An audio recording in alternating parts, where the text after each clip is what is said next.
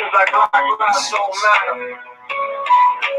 More lives shot in the back, running or choked out to death on the corners. To take the taser for his side, says the coroner. To the yellow journalist that won awards for writing facts. For worldwide web press stories, always calling them black. Civil rights violated, here from C1.7. And CIA and FBI agents, brethren felons with what the other one heard. Put wars on nerds and 30 more than they from on the road, no biting curbs. Professor Lucas, we're fighting for survival. Making wars models won't happen, common as captain rival. Inquisition is governors and secretaries of state. Got stateless on the tables like ribeye steak. With no care, blood dripping. They eat blacks rare. Foreigners wearing tinfoil badges, pretending they're heirs to the vast the state of medieval AXA. Stainless blood flow past the horses, brow and silver agua. Demons sweat, stealing pioneers and organs. Psychiatry, death industry. To start selling black orphans and half-closed coffins. Cause legs are missing, killing stateless people, cancer won't even see remission. More lives matter. Like black lives don't matter. More lives matter. Like black lives don't matter. More lives matter. Like black lives don't matter. More lives matter. Like black lives don't matter. System, what system? Not gonna make myself no victim. Run down and kick them up, kick myself and flip them. All those big titles are nationality, strips them. Must grip reality in order to really grip them in this third dimensional illusion. Organized chaos, confusion, stealing your attention.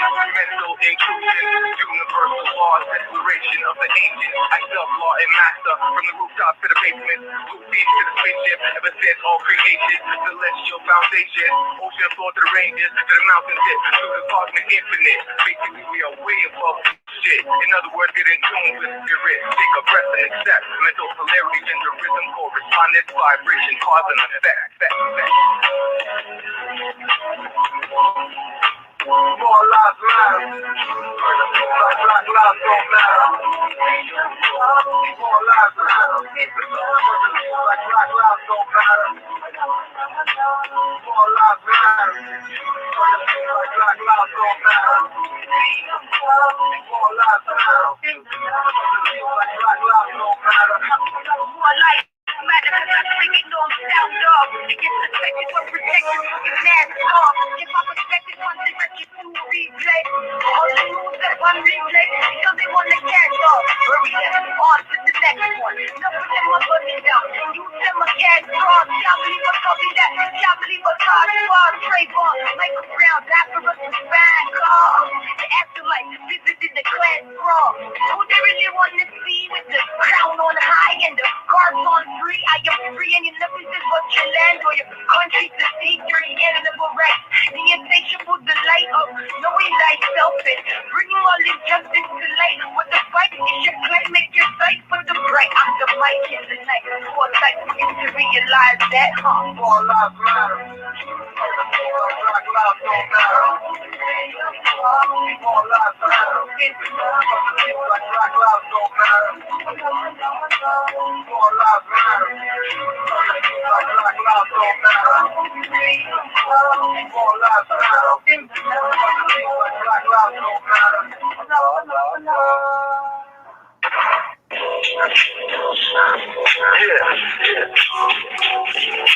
Time, police and rapper in position. In here. Operation rapper in position. All the gods is in. I ain't shit, it's my bliss, y'all. The death will hear and the flying will see. The hidden message in the words of Drew Ali. Indirectly, Drew Ali, one of the names of the prophets internationally. Drew said more, proclaiming nationality. Cause they're not Ethiopian or NBC. We found it, another MSC and doing it. Saying that they will cause the big debate. So I needed to clear up the mess for most debate. So they can dig up their chest to prove what they know and what they can do. Recreating the way that was created by Drew. When you know the truth, many say a few humble themselves and look like the jungle itself. Just do me, keeping my goal. While they trading their jewelry, start so we can make your base fool me. You fool me, and your dreams 30 more things that you mule me, truly. Who's the real Jew? you're supposed to be. If not, I guess that's not where you're supposed to be. Hopefully, Julie will be seen openly and realize NBC is something you can be. The devil is Bravo King, is the message in the word of Julie. The devil is Bravo King, is the message in the word of Julie. The devil is Bravo King, is the message in the word of Julie. The devil is Bravo King, is the message in the word of Julie. She's unconscious, cause of the semblance of identity and having no remembrance. The more factual resemblance of the ancestral land inheritance. Love being the children, not the parents. To do any activity asking for clearance. Their minds like Kudjo, nothing but clearance. Everyone can progress in their land, the heirs can. It's your status, stop being racist. Who bleed just like you? If you shank the faces, you want to clear with pyramid creation. And they use that as an emblem on the apron. And can't be free, it's not Moorish nation. Black or more Europeans are not Caucasian. Coming to the new world of civilized pagans. We go to harvest from Moscow Hills, we send in an agent. The devil is Bravo King, is the message in the words of Julie. The devil is Bravo King, is the message in the words of Julie. The devil is Bravo King, is the message in the words of Julie. The devil is Bravo King, is the message in the words of Julie. The transcend and defend in this. It's a journey, it's like the Moor traveling. World, sound within, they gotta touch you as we exhale. Pass all the sort of truth in the lies they tell to keep y'all from drinking at the well. Divine love, that's the fountain of youth. It's the alchemist secret, restoring true unity, resurrecting our community. So every day you make the fight, so it's hard, express God, and every demonstration of penetrating to the depths of the mind. A noble chief, well kept and refined. You're feeling it, right like the stuff on serious. This condition is the son of man. I look within you, I live on the canvas of my soul, to replenish the whole, replacing the old, it's spread the cold, reaches to the pen and cold, native and original, MC is relevant, and the style is intelligent, but I keep it interesting, dropping through math in the cipher, and the law is the center to study yourself and be renewed. That's elevation, restoration, through contemplation and meditation. Now the soul's navigating, manifesting all creation. The glory of this light, utilizing the light on the path. My body is an astro lab. I take the right action, and my compass is a passion for internal alchemy.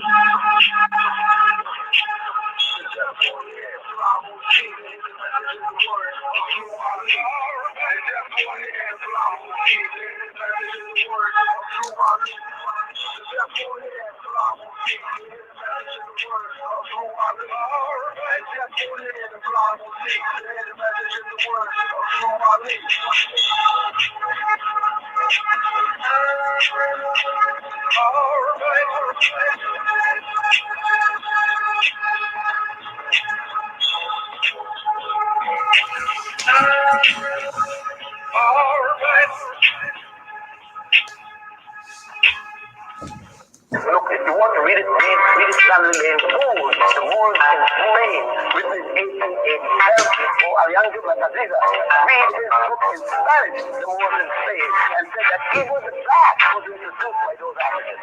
You know, goddamn motion picture. They got me looking good. I'm on the back, to my heart collapse. I be running through the scene like I'm on a lab. The way they left them on the scene, put us on the map. So I be all up on the scene, looking hard for artists on the more artifacts. Like I'm Artemis. See, I be running through the scene like I'm on a mission. The way they left about the scene made them hard to miss us. See, I be all up on the scene, looking for my shit like red flags, green dashes, we assassins. I'm cold, my fence high like I'm Selassie. In the cold, you didn't die, we everlasting. In the cold like Northgate, winter, Alaska. Natural disaster, taking it down my mind like a disaster. Ass within the fastest. If you don't represent the 13 bloodline, more white bloodline. Welcome to the front line. Maybe I want mine. I'm going to and I'm cutting up in the lunch line. I call it time. They're trying to punch some, but I ain't no time. I'm no I'm working overtime. Here's a GD, 1787. I'm 711, higher than 7 heavens. Steady, no guessing. Better summit than nothing. Who be checking the house? I'm all alone, like Kevin. So stepping. I'm here to make my case. People law impressive. I slip and saw the flies, no hands, nothing. I keep a step on the top of the dresser. Working 7 days a gig, looking for that on Moor artifact. Like I'm on a miss. See, I be running through the scene like I'm on a mission. The way they left about the scene made them on the mission. See, I be all up on the scene looking like Destruction of discovery from a grave Alaska. I'll always challenge jurisdiction of your captors. Stand on your square. No apron of attractors who manifest deception. So not Cleopatra. Man is man tantra. Rule yourself mantra. Get out the lower self and vibrate your chakras. Walking on the higher road. My staff on my levels on the line. If my God protected more with the sevens up. So far the halos, celestial pharaohs. Expose those Socrates and Plato's. Shot down my cherry tree and still couldn't bury me. In the secret lodges they pretend to be me. Indiana Jones, national treasures, angels and demons and one world attendants. Raise up late smiles, alien, reptilian, running from the government with more civilians, invisible wars. Police state has risen, uplifting falling from the immense of prison. 5-point star drawn, protecting wormholes. Leads to the hand, the backs, the third coast. More artifact, like I'm on a miss. See, I be running through the scene like I'm on a mission. When they left about the scene, made it hard to miss them. See, I be all up on the scene, looking for my shit like. But remember, when it came a time in 1500 Africans who were taken from 711, we were calling ourselves Moor, Meursnmoors. From 711 to 1485.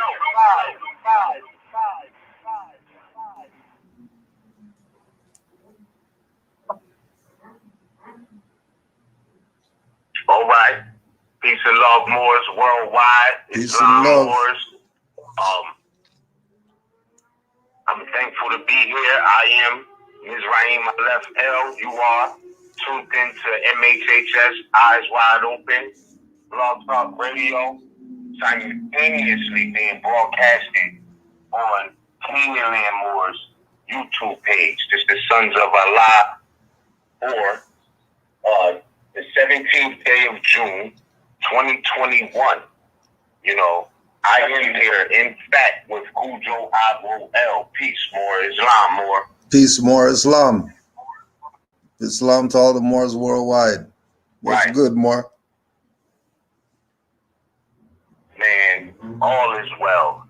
I just want to thank everybody who's tuned in, first and foremost. I thank you for being here. We both being here for another installment. And of course, as we say, every month it just happened to happen to where either it falls on a specific day that's significant or somewhere within like a 48 to 72 hour period of something that's allegedly significant. Like, but it's so much on my mind right now, bro. I feel like when Nas said, yo, my pen tapped the paper and my brain's blank. I'm not brain farting. It's just so much that I want to talk about, bro. Let's go in. I know for a fact that we're here on a significant time frame. I could say at least within the next 7 days, there's going to be so many significant things that happens on a natural level, on a natural law level, on a celestial level. You know, being the 17th day of June, we're not too far away from the summer solstice, which is a very sacred time. We already know this. And I feel like it's a certain cosmic energy on the planet right now that as long as I've been alive, I don't think I ever felt before. And I mean that from a cosmic level, you know, and not just a cosmic level, as above, so below level. But I realized as far back as we could go, a lot of the people who was about that principle of freedom that Noble Drew Ali had mentioned was one of the 5 that Moorish Americans, those who profess to know about Noble Drew Ali was supposed to be about. But, you know, that's another story. But at the same time, one of the upcoming events within this next circle 7 days is this quote Juneteenth thing. And I was thinking about this because a sister asked me yesterday if I was going to be celebrating it. And, you know, I know according to Noble Drew Ali, right? Like every nation has suffered slavery. And the reason he said they suffered slavery is because they did not honor the principles of their mothers and fathers. Now, how did that happen? We could talk about, we could speculate, you know, there's many different ways for that to happen. But besides how it happened, we definitely have the concrete facts that that's true, that it did happen. Every nation suffered slavery, right? Every nation did. We have records from J.A. Rogers, who did the work, you know, around the same time Noble Drew Ali was here. But when I say he was a traveling man and did the field work, I don't mean he was a lodge-initiated Mason saying, oh, I'm a traveling man to, you know, have some sort of cold word. Like, no, this man really traveled, right?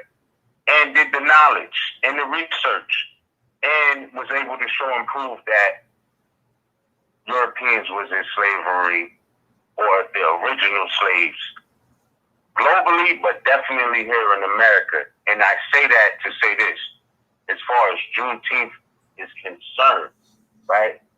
And Juneteenth being the 19th day of June, celebrating the so-called end of slavery. And I'm looking at it like this, man. This is what's on my heart and mind. I have seen in different newspaper articles, they was talking about, you know, they was telling different European towns that, you know, Juneteenth is not for the Europeans. This is a strictly African-American, quote-unquote, holiday. Now, let me put this in context. The reason this is on my mind is, yes, we're 2 days away from the so-called Juneteenth celebration or the June 19th celebration, but also we just made it a so-called federal holiday for the United States, right? This is what Congress just passed. So now, just like MLK Day, you know, President's Day, all of these things, so-called Juneteenth is now a national holiday. How long will it take states to fall in line with that? I don't know. But I have, again, no problem with celebrating the freedom of anybody. You know, it's, I don't know, those in positions of power, I guess they would say it's a necessary evil. But the reason I don't feel like Juneteenth is a holiday or a situation that is exclusive to so-called African Americans is because, or so-called blacks, blackamoors, I think the reason it's not to be perceived that way is definitely because of the facts, but I also feel like it's a disservice to act like this is the day we all became free, right? Because what it does is dismiss another part of history. And I'm only saying this because of what I'm observing and how people are excited about it. And again, I'm not knocking. I wish every living thing be free as it need be, you know.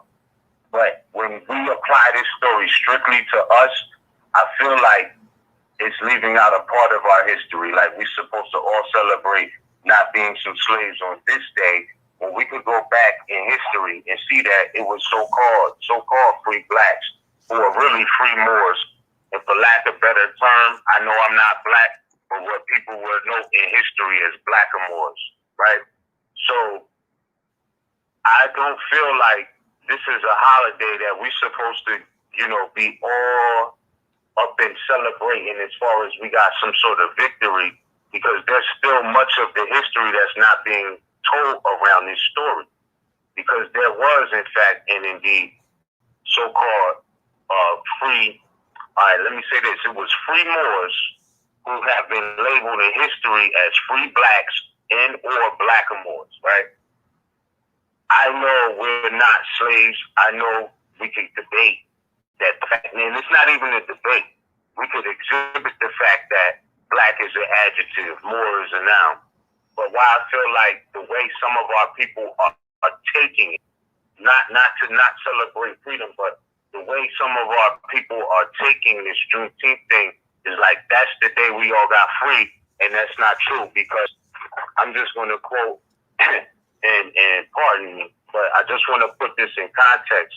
Why I feel like, you know, it's another mind hack to act like we just got a victory and this is something to celebrate strictly for us, and why it's not. Because I'm going to quote from a book called The Underground Railroad. The ties that bound, unveiled. Ties that bound, unveiled. Like bond, bound, boundary. The ties that bound, unveiled. And this is by a woman named Emma Marie Trusty. Now, I got this book again. I got to make this disclaimer because a lot of people I share this book with, you know, I say, yo, you should get this book. And they saying like, yo, the price on it now is astronomical. Astronomical. And I got this book when I went to a fair with my aunt in like 2014, 15. And I only spent somewhere between 35 and 50 notes on this book. So I understand the worry, like people are saying, yo, this book is 800 notes and some change. Like, that's expensive. I get it, but the information is priceless. And I'm not saying that I'm not going to value with whoever, I don't know. I just know I got the book for no more than 50 notes, and it was worth every penny. I don't know, and this was years ago, you know what I mean? So, like I said, 2014, 15 maybe before that, but definitely last decade. So as it relates to so-called free blacks, you know what I mean? Free Moors, and this concept of we all just got free on Juneteenth. I just want to insert another part of the history from my studies. If anybody feel like they can debunk this, it's whatever. You know what I mean? I'm not saying it. I'm just saying it to highlight what this woman was saying in her book about the Underground Railroad, about principles of freedom, you know. So I say this to say that on page 225 of this book, The Underground Railroad, Ties That Bound Unveiled, by Emma Marie Trusty. She says the trustees of Cape May. Now she's speaking about so-called New Jersey, right? She's speaking about New Jersey. So, you know, that's but she's speaking about New Jersey, so-called. And this is the region or a region of the safe house operations in a sense. So I just want to say that she says the trustees of Cape May trace themselves back to Samuel Trust. That's Trus, right? Hold on, Mark. Hold on one second. Free person. Yo, Miz. Islam. I don't know if it's I was hearing like the line was crossing or something. I was hearing somebody else talking just now. I don't know what the hell that was. It stopped now, but go ahead. You can carry on. My bad. I was hearing something. Oh, okay. Yeah, I don't know what that was. I thought it was a little choppy, but I thought that was you. Yeah, no, I'm on mute. Oh, okay. But yeah, it's good now. It's good now. You're all right now. Go ahead. Okay. She says, the trustees of Cape May trace themselves back to Samuel Trust, an early free person, documented as quote-unquote black in the tax rateable record of Lower Township in 1778. In 1778. Now, he was a free person in 1778. Now, we're going to go into this a little bit more, but just off the rip, you know, it's not like everybody a brand new plan to deliver more opportunity, more security, more fairness, and more prosperity to black. What is called today blacks, what is called today African Americans. We Moors who know better, right? But for those who don't, and think that these people, right, all got free on June 19th. That's not true. There was free people in the 1700s of the same stock, of the same descent, free back then. Which is why I say I don't think that Juneteenth is a holiday strictly for so-called, I'm not calling them that, but so-called African Americans, so-called black people, so-called colored. This is not your holiday. You know what I mean? And if so, again, like I say, I celebrate freedom for everybody, but let's not act like that was the day we were being free, because it's not. You know what I mean? There was free people before that. So now it says, we will look at the trustees' spiritual development. And I just want to pause right there, right? It's to look at the trustees' spiritual development. Like, that sounds divine and national to me already, because we're talking about free people and their spiritual development.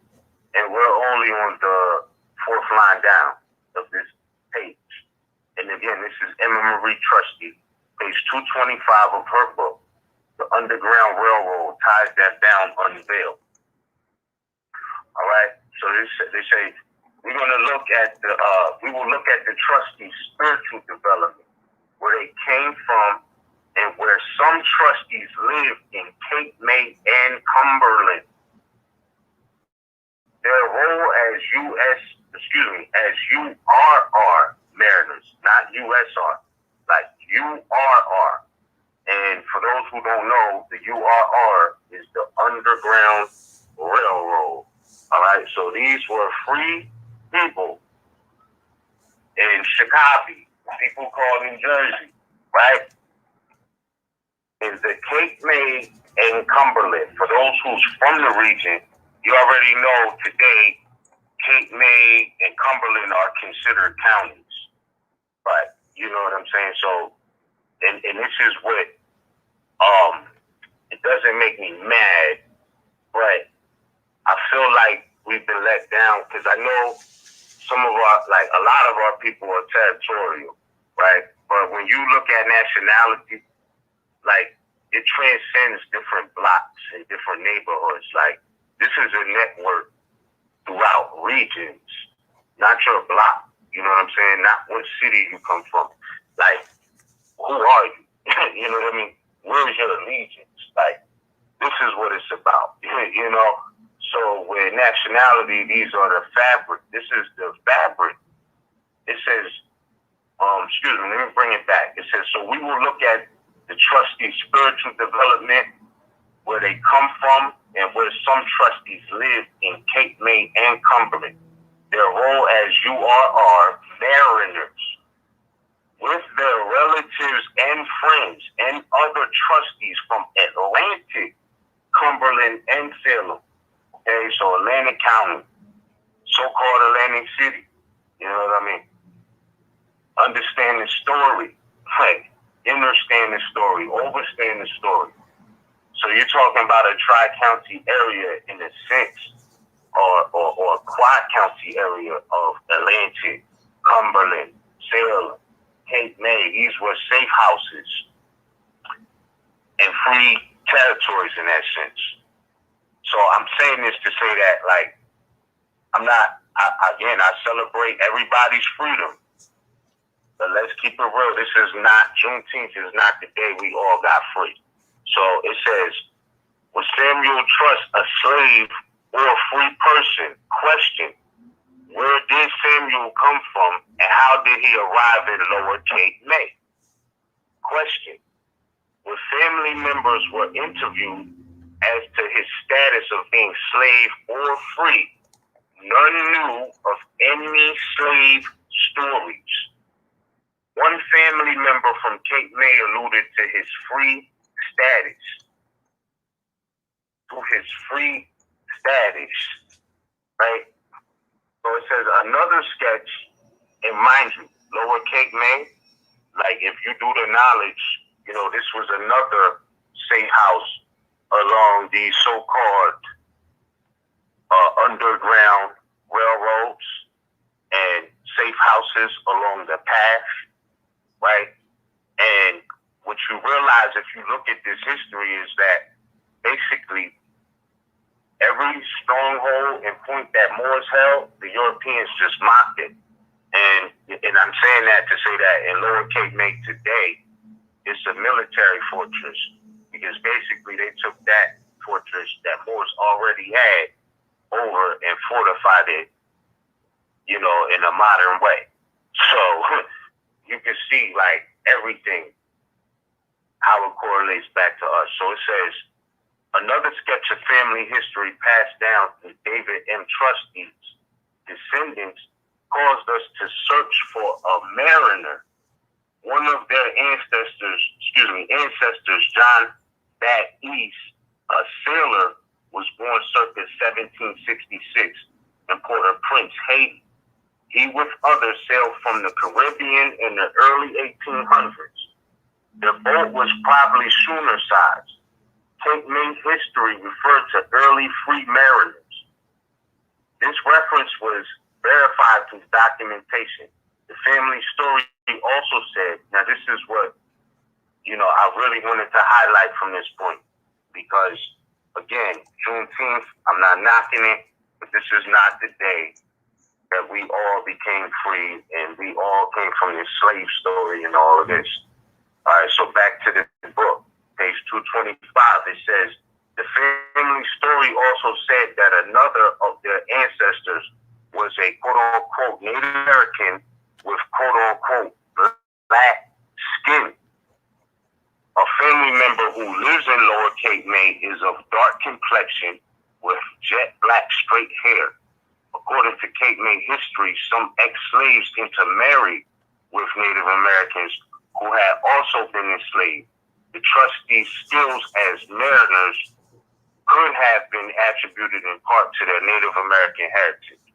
So I'm saying that to say that, first off, you know, we didn't all come from being imported as slaves, because there's clearly stories of, you know, dark complexion people, as it says, being in the region in North America, right, with dark skin, and these people were considered free. They were referred to as free mariners. They was marine life. They was boat. They was, when I say marine, I mean, you know, aquatic. Just like the Treaty of Peace and Friendship has a lot of, you know, admiralty references in it and on land references, but there's a lot of admiralty in that, you know. So I see the story there, and I'm just saying that to say this. If these people was considered free in the 1700s, and this is just one family, you know, and there's many more families, no pun intended, but all pun intended. There's many more families who are also free. I feel like, you know, we should not get hit with that mind hack of thinking that this is a celebration of the day that all so-called African people was free in America. That's just how I'm viewing this so-called Juneteenth. I didn't mean to be long-winded. I know that was a long statement and intro, but bro, that's just how I feel about the times we in right now, based off of the references that I know and can share. You know what I mean? Like, I feel like this is not, I don't know, something funny about that. Because it's like, if we're going to say this the day we all got free, we're dismissing a part of history of those who was already free during these times. So, Islam, Moor, you want to add anything on to that comment, or Islam, Moor? Well, how you feel about that? Well, two things I want to add in. One thing I want to add in is the metaphysical meaning of freedom, because that's also in the Metaphysical Bible Dictionary. And the metaphysical meaning of freedom, freedom, the quality or state of being without thought or restraint, bondage, limitation, or repression, having a sense of complete well-being. It is a result of regulating one's life according to principle, not according to what anyone else may think or say. We can never know the full meaning of freedom until we abide in the Christ consciousness. Without spiritual meditation and affirmation, there can be no concept of spiritual freedom and therefore no demonstration of it. It is gained only through spiritual development, gained in long hours of communion with God in silence. Liberation from bondage comes as we seek the first perfect mind of Christ. John 8:36. If therefore the Son shall make you free, ye shall be free indeed. So when we look at, going back to the same thing that you're saying about being free, and people are looking at Juneteenth as freeing somebody, or somebody not being in bondage to Europeans anymore or whatever. That's a fiction, not only because of the idea that there in the 1700s there were already free people, but also that the only reason they're celebrating Juneteenth is because those are the dummies who didn't find out until later that there was Emancipation Proclamation. But then that's right. When we That's true. When we look at the connection that Moors have to Emancipation Proclamation, we'll see that it's only the traitorous, dirty Moors who naturalize, that play this game of connecting Juneteenth to the Moors. And this whole idea of the people not recognizing that they were free before 18 whatever, that they were already free before somebody said we're free. Remember the definition of freedom. It is a result of regulating one's life according to principle, not according to what anyone else may think or say. So if you're regulating your life because Abraham Lincoln said you're free, you're obviously not free, because there's nothing that Abraham Lincoln brought you is called principle. Emancipation Proclamation that's not principle. That has nothing to do with principles. Matter of fact, when they check the record, you find out that Trump was the one who agreed to make Juneteenth a federal holiday. It wasn't Biden. So if Biden is going to take Trump's brilliant idea and then not tell the people, oh yeah, Trump is the reason why I'm doing this. I'm not doing this for myself. I'm doing this because I'm jacking Trump's whole stuff right now, because this is supposed to be his seat and we stole his seat, but we're going to put through all the bills that he wanted to get put through or whatever. It should let you know that you're not free. It should let you know that all that barbecuing and all that partying and flag waving and all that stuff that you're doing is a fraud. But we'll go back to these naturalizers for a sec. So the naturalizers have a book out called Juneteenth Means Post Limine. Moor Science Temple of America, Subordinate Temple number 9, the naturalizer guys. And and this is where they're going. This is where they're going with it. This is where they're going with Juneteenth. This is Moors talking, remember. This is not Negro, black, colored people talking. These are Moors talking right now. Right? Juneteenth is the oldest known celebration commemorating the ending of bondage of slavery in the United States.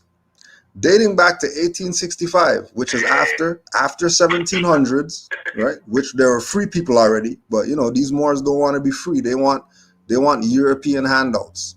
Dating back to 1865, it was on June 19th that the Union soldiers, led by Major General Gordon Granger, landed at Galveston, Texas, with news that the war had ended and that the enslaved were now free to acquire their actual freedom. Note that this was 2.5 years after President Lincoln's Emancipation Program, in which the enslaved was to make a proclamation, which had become official January 1st, 1863. The Emancipation Program had little impact on the free slaves due to the minimal number of Union troops to enforce the program and the new executive order. Now keep in mind that emancipation is a proclamation, not a program.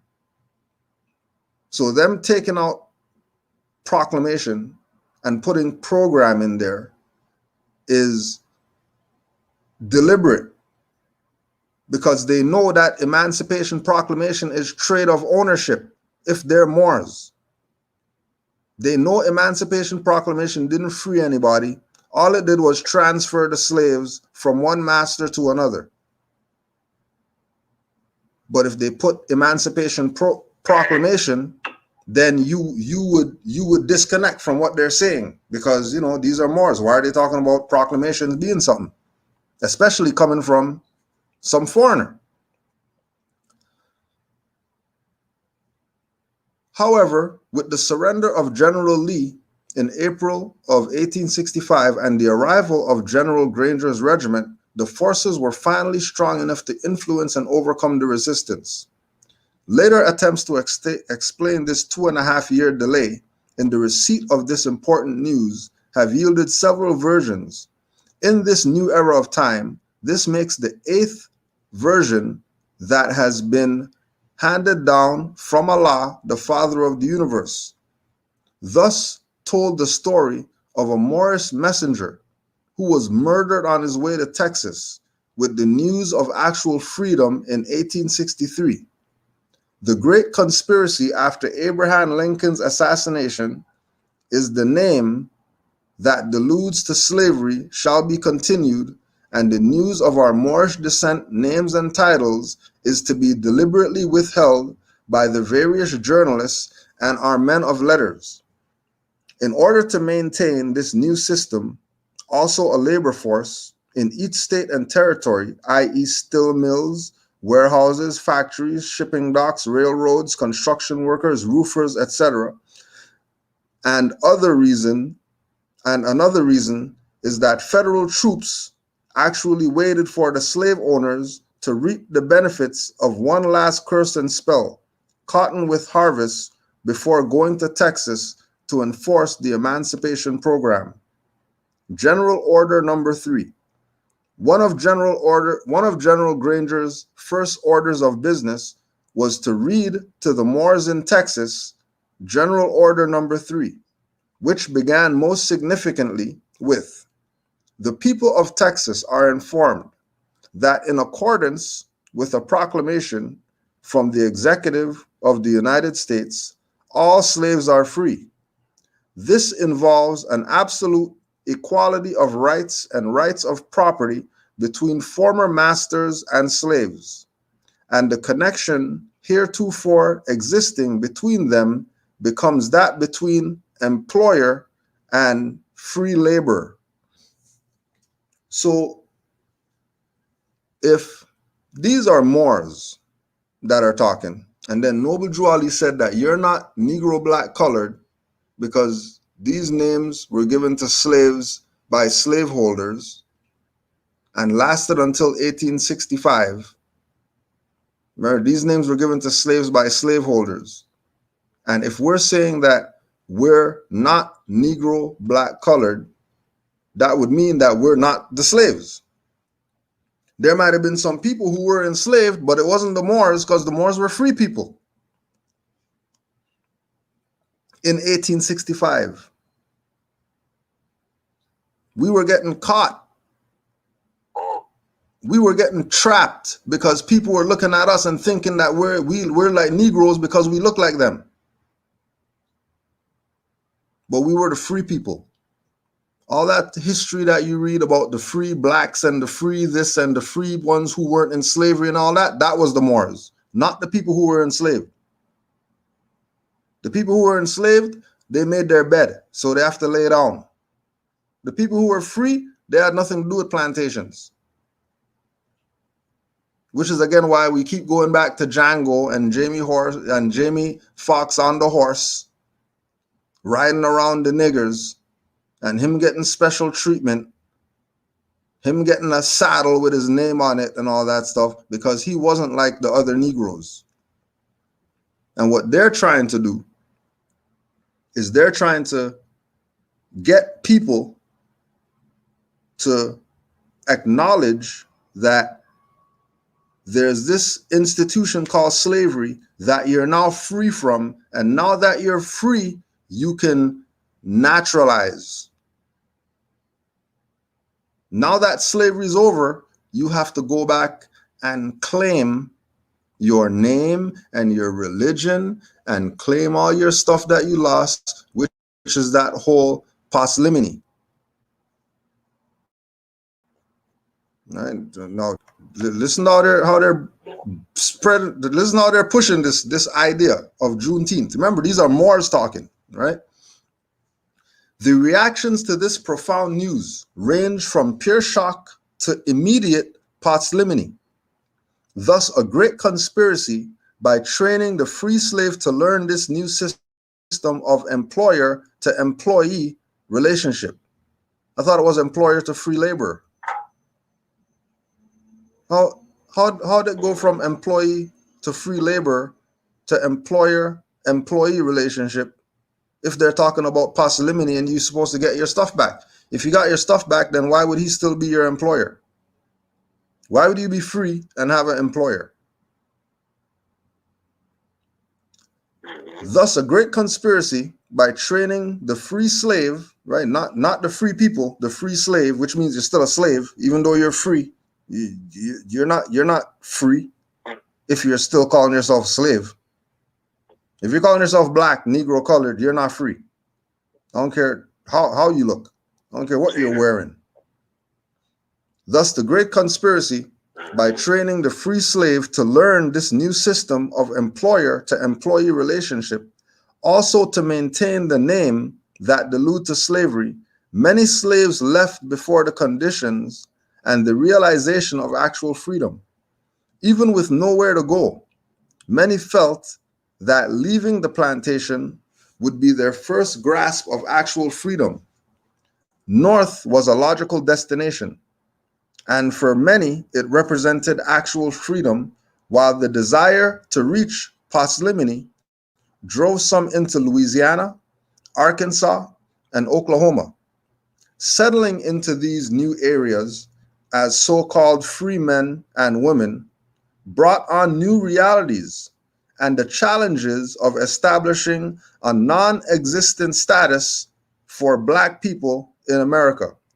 If they're free, how they end up being Black people now? And then if these new areas, Oklahoma, Arkansas, and Louisiana, are for so-called free men and women, then why are you talking earlier about these people are free slaves? Seems like there's a lot of confusion going on here because they know that the people are dumb. They know the people still have a slave mind, and they could tell them anything and they're going to ride with it.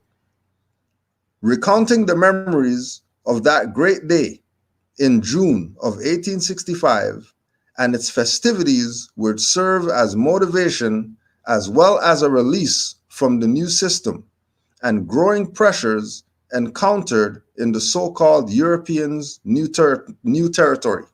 What Europeans' new territory? Which Europeans have territory in America that's old or new?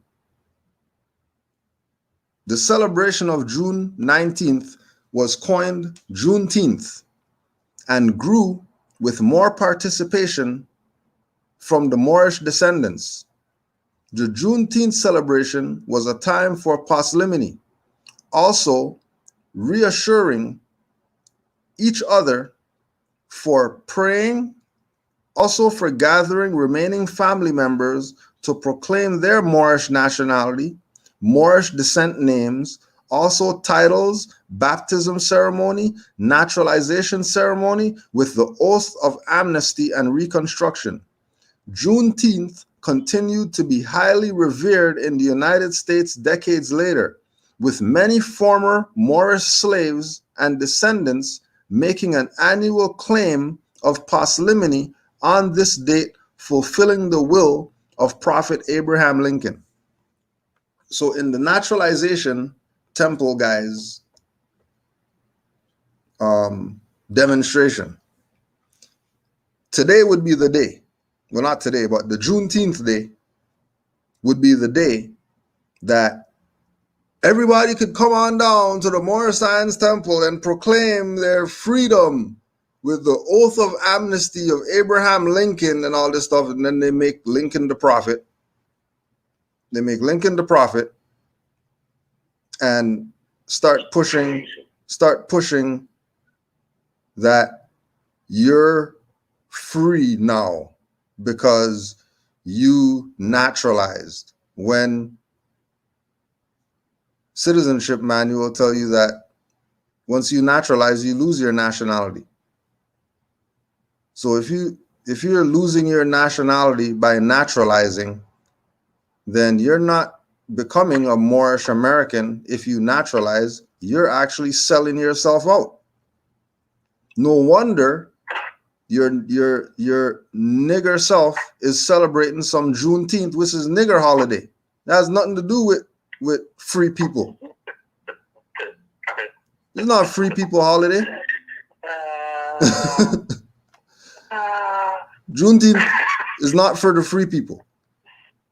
Yo, but yo, Kudjo, I just gotta say this, and I want to say this and be as impartial as possible, but just present in line what you're saying, you know, about the naturalization and why Moorish Americans or Moors born in America, why would you naturalize, right? Because this has been a subject matter for years. Why has it been a subject matter for many years? Is because Moors have been doing this for many years. This didn't just start. And I'm telling you, people don't know, but that consular court op and those naturalization ops, they really go hand in hand.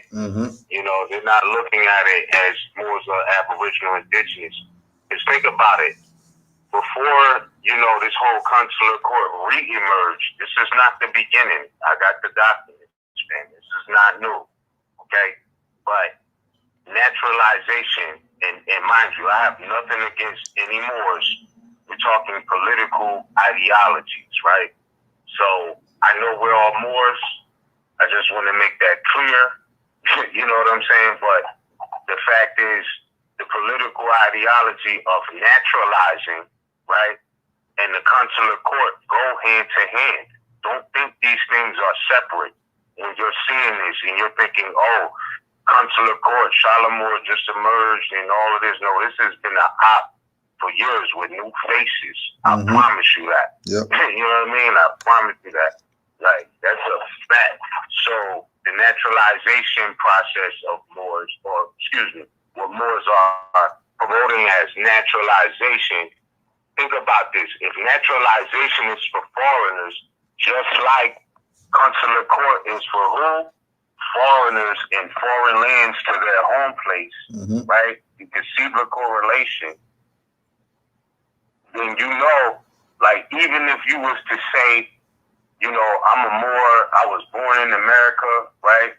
And you say, I don't want nothing to do with being Aboriginal Indigenous. Like, still, if you was born and you recognize and you acknowledge your birth certificate and your social security, all that shit, if you was born here, you know what I mean? Why would you naturalize under any circumstances. Even if you was to say, I'm not dealing with more science, I'm not taking the Aboriginal indigenous approach, you know what I mean?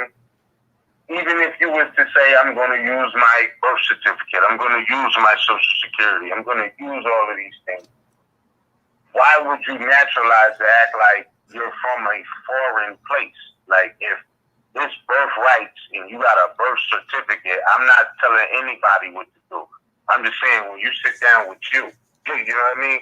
When you sit down with you, forget all the YouTube noise, all of this, and you really think about your birth rights and your birth place and, you know, everything that happened before your cognizance, before you was even able to comprehend. You should have access to those records more so than anybody else. Those are something to do with something surrounding, you know, you being born or birthed or whatever. And all I'm saying is, even if you was going that route, why would you naturalize to act like you was born somewhere else? When you look up the definition of naturalization, it makes no sense. And again, I'm not saying that to suggest anybody live any type of way or make any type of decision. I'm just thinking about, for those Moorish Americans for real, right?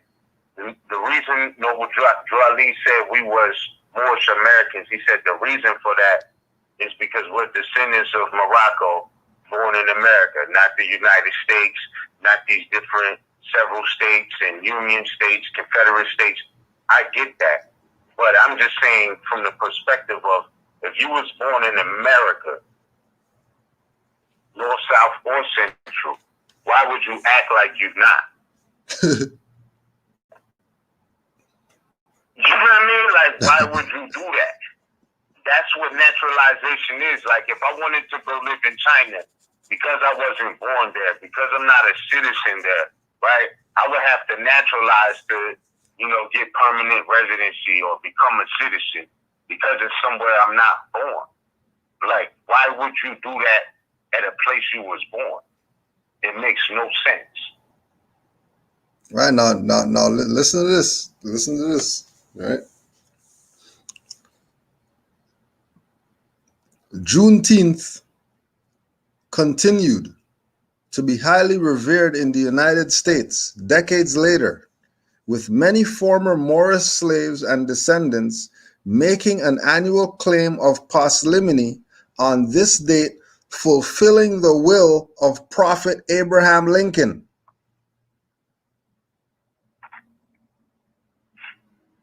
Remember, this is Moors talking right now. Prophet Abraham Lincoln. Activities are provided to entertain the masses, many of which continue in tradition today. Conscious tablik, Moorish dance, barbecue and kickball. Isn't barbecue where they used to eat niggers? Isn't the barbecue where they used to put the brothers on the stuff, stick the stuff up their butt, out their mouth, and put them on the rotisserie? Juneteenth activities you may witness today. Juneteenth always focused on Allah, our Moorish inheritance of poslimony. Know thyself, love, truth, peace, freedom, and justice. Also state improvements. Thus, often guest speakers are brought in and the elders are called up to recount the events of the Moorish past. Prayer service was also a major part of these celebrations.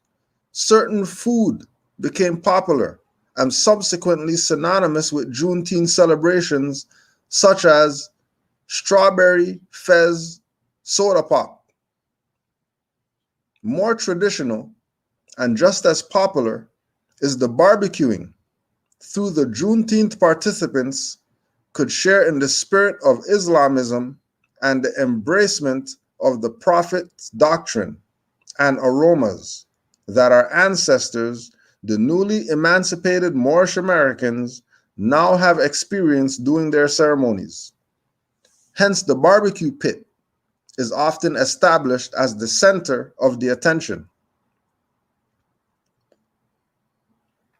At the Juneteenth celebrations, food should be abundant because it is the prophet's will and desire. Meats such as lamb, chicken, beef, fish, salmon are available every day and brought to this special occasion. This true federal recognized Juneteenth celebration redeems all Moorish descent with actual freedom, now made whole, also well satisfied with enough conversation to last until the next ceremony.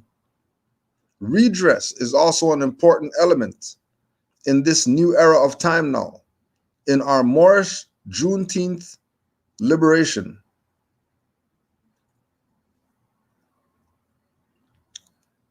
During slavery, there were laws on the books in many areas that prohibited or limited the redressing of the enslaved. During the initial days of the Emancipation Program, there are accounts of former slaves tossing their ragged garments into the creeks and rivers to adorn clothing taken from the plantation storage rooms belonging to their former masters by the claim to poslimity. Just keep in mind that these are Moors talking. In the early years, little interest existed outside the new African American community in participation in the program because they find fun in celebrations.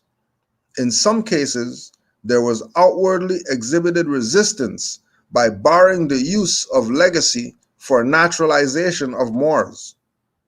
Most of the festivities today find themselves in the metro areas for additional activities such as fishing, dance, barbecues. Often, the temple grounds are the site for such activities.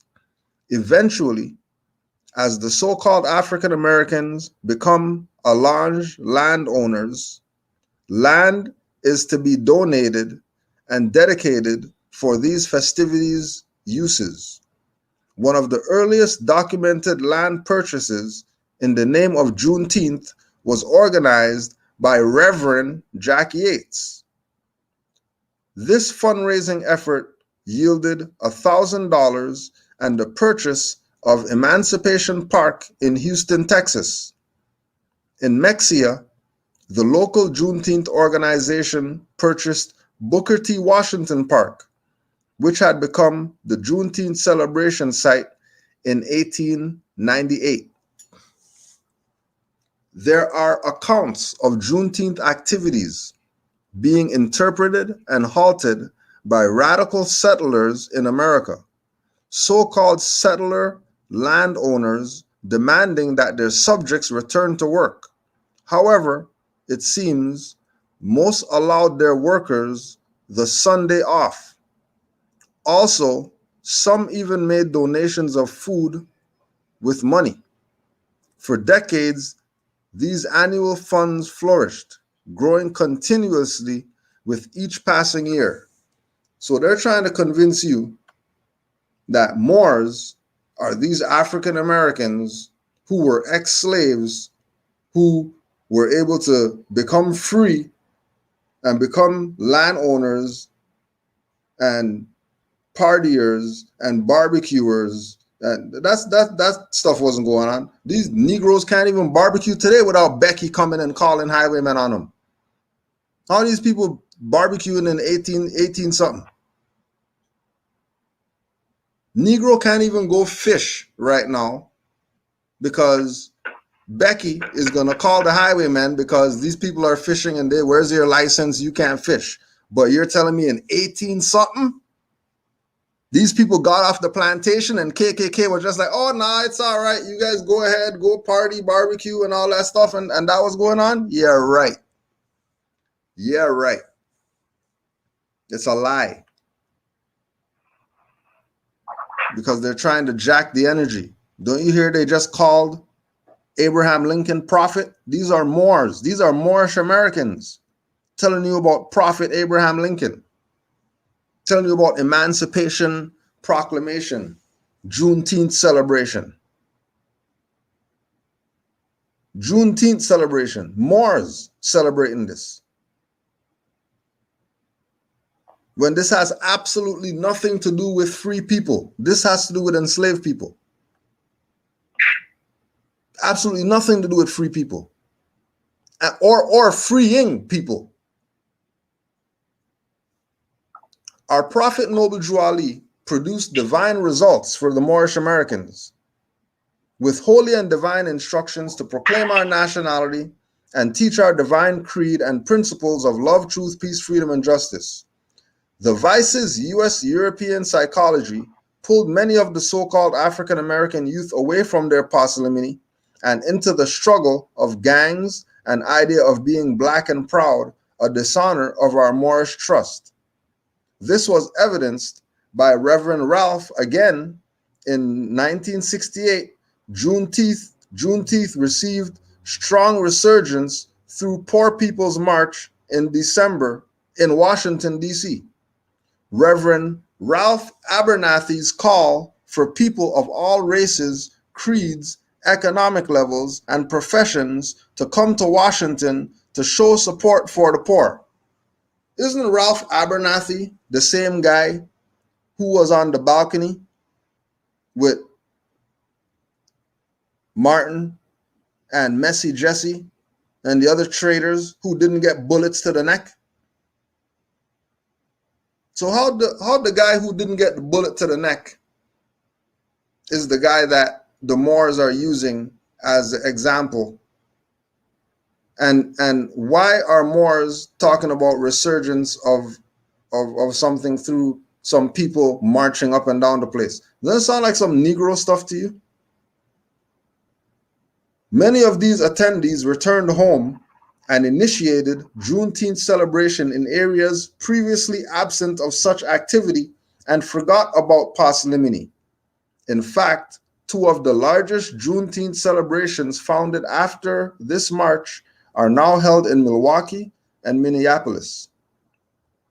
Juneteenth in the new era of time. In the new era of time, the Moorish Science Temple of America, subordinate temple Moor number 9, by good standing with the state of Colorado, now a local charitable national Juneteenth naturalization organization, has taken our place in the affairs of men, so the lion and the lamb may lie down together and neither would be harmed, all with the mission to promote parsimony and cultivate knowledge and appreciation of Moorish American history and culture. Juneteenth celebrates African American freedom. I thought they're Moorish American.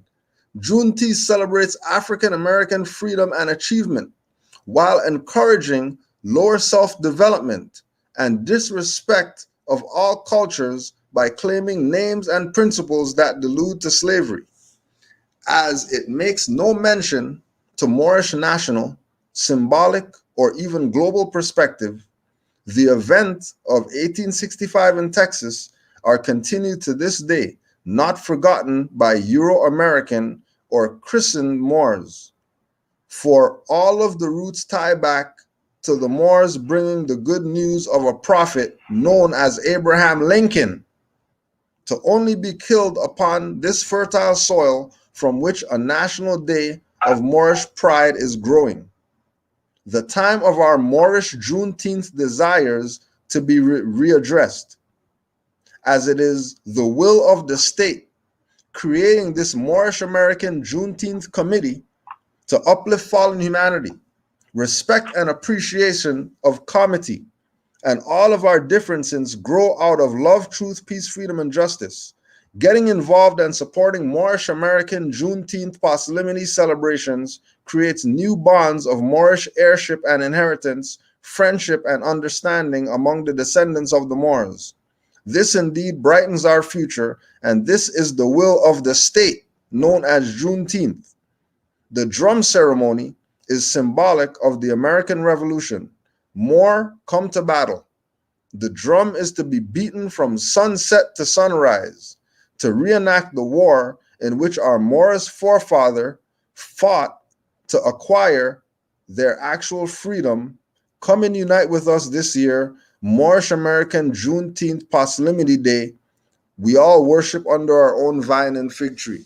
And then they have a picture on there with Major General Gordon Granger wearing a fez, as if that means something.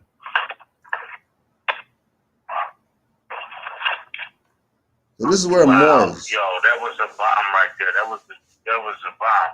But now I gotta ask though. I don't know exactly what you are reading and have access to, but when you say they have a picture with General Granger there, yeah, and he's wearing a fez, yeah, is he in the imagery? Like, you know, in the imagery, is he pale skin nation of Europe, or is he looking like a Moor? Like, he's definitely pale skin. He's definitely pale skin. I forgot I have the share screen on here. My bad, Moors. I forgot I have the share screen powers. Yeah, no. I forgot I have the share screen powers. I forgot I have the share screen powers. Yeah, here they are. So there he is. Major General Gordon Granger.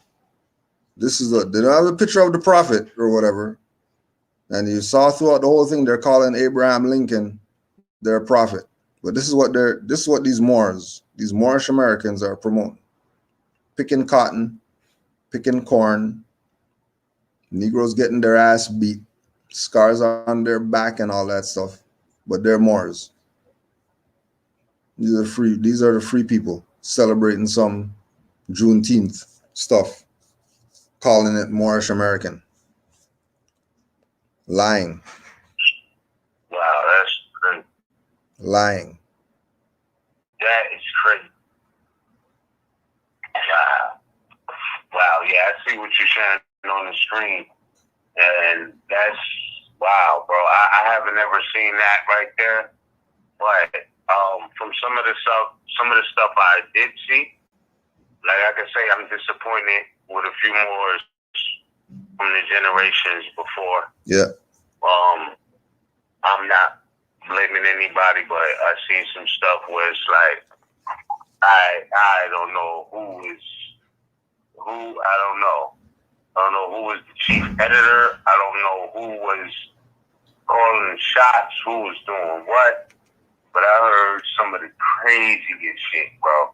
I heard. Like, I've seen certain documents. Like, you would be surprised. Like, you had Moors in the 90s and 2000s saying that we was coming from being on all fours, bro. On all fours, like the Ibero chimpanzee, the Negro chimpanzee. This is what, yeah, bro. It's sad.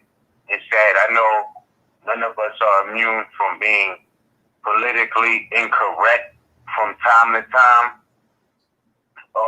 But being deliberate,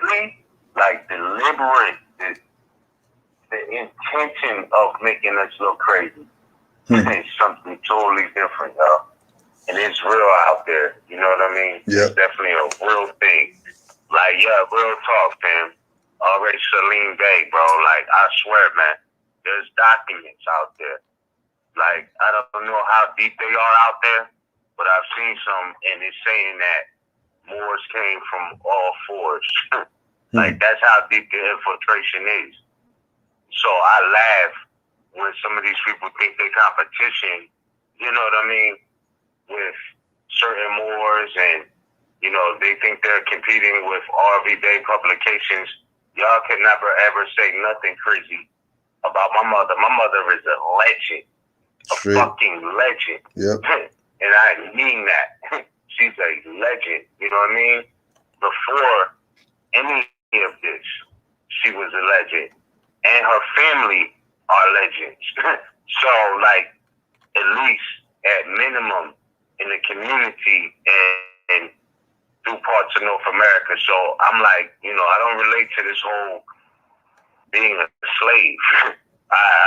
It's not something that I relate to. Right. So, you know, when people are acting like they're dealing with Moors and like they feel like they're a competition with RV Bay Publications because they're doing the MACD or whatever, these naturalizing, selling out, you know what I mean? Acting like Moors are foreign-ass Moors, consular court-ass Moors, who got to take plea agreements and all of this shit to even be back out on the streets. You know what I mean? Yeah. Y'all are not competition with RV Bay Publications. You're just not. Straight. And I don't mean to be braggadocious,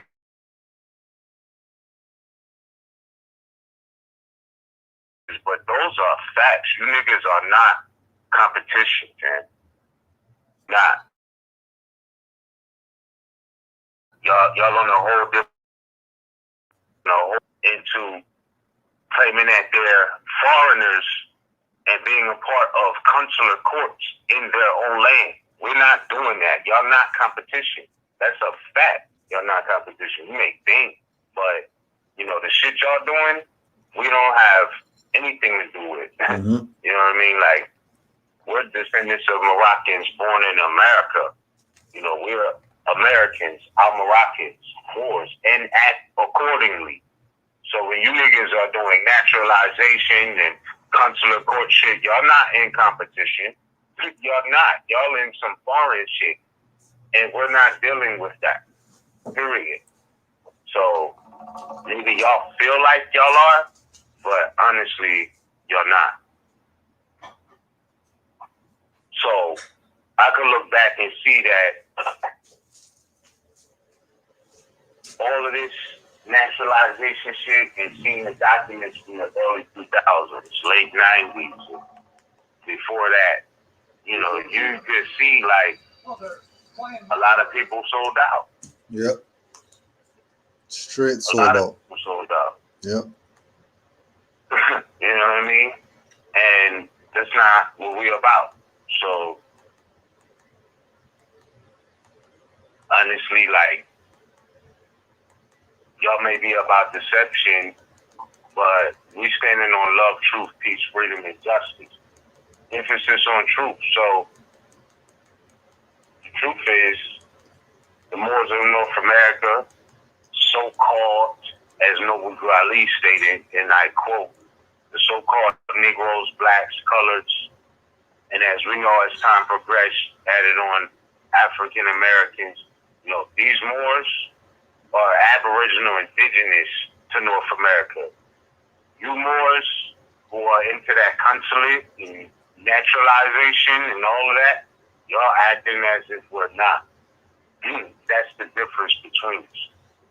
Yep. So, you know, and even if you think that you're not, you are. Your political statements are saying that that's what you think, because there's no need to naturalize and there's no need for consular courts in your own land, not in your own land. You have to establish international relationships, even have standing in a consular court, and it wouldn't have to be in your own land. So you niggas are not competition. That's just that's how I see it. Yeah, that's how I see it. And that's anybody, consular general, co-consular general, all of y'all.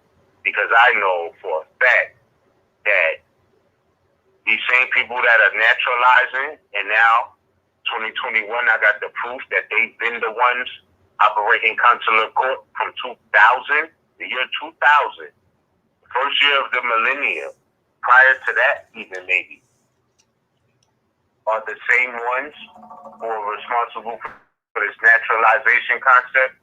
And then you got these new people who got an asshole full of parole or probation, and I'm not knocking anybody, but acting like they out here to save y'all, and they can't even save themselves. You niggas are crazy for following them. That's just how I look at it. Like, y'all are crazy for following them, because this has been a mission, and I know that, and I was there when they tried to get Taj to convert, when they tried to get my mom to convert, and my mom was like, fuck that, you crazy, never, not doing it, you know what I'm saying? So fast forward, I don't know what people did in them back rooms, to whereas now they promoting this consular court shit, you know what I mean? But I know what I know, if you know what I mean. Don't look at the face of anything and think that's it. It's still something behind that. And that's facts. That's major facts. You know what I mean? So all I'm saying is, because seeing how niggas have been talking crazy about my mom on the internet, and these people only got introduced solely through the internet to this information, like I was there.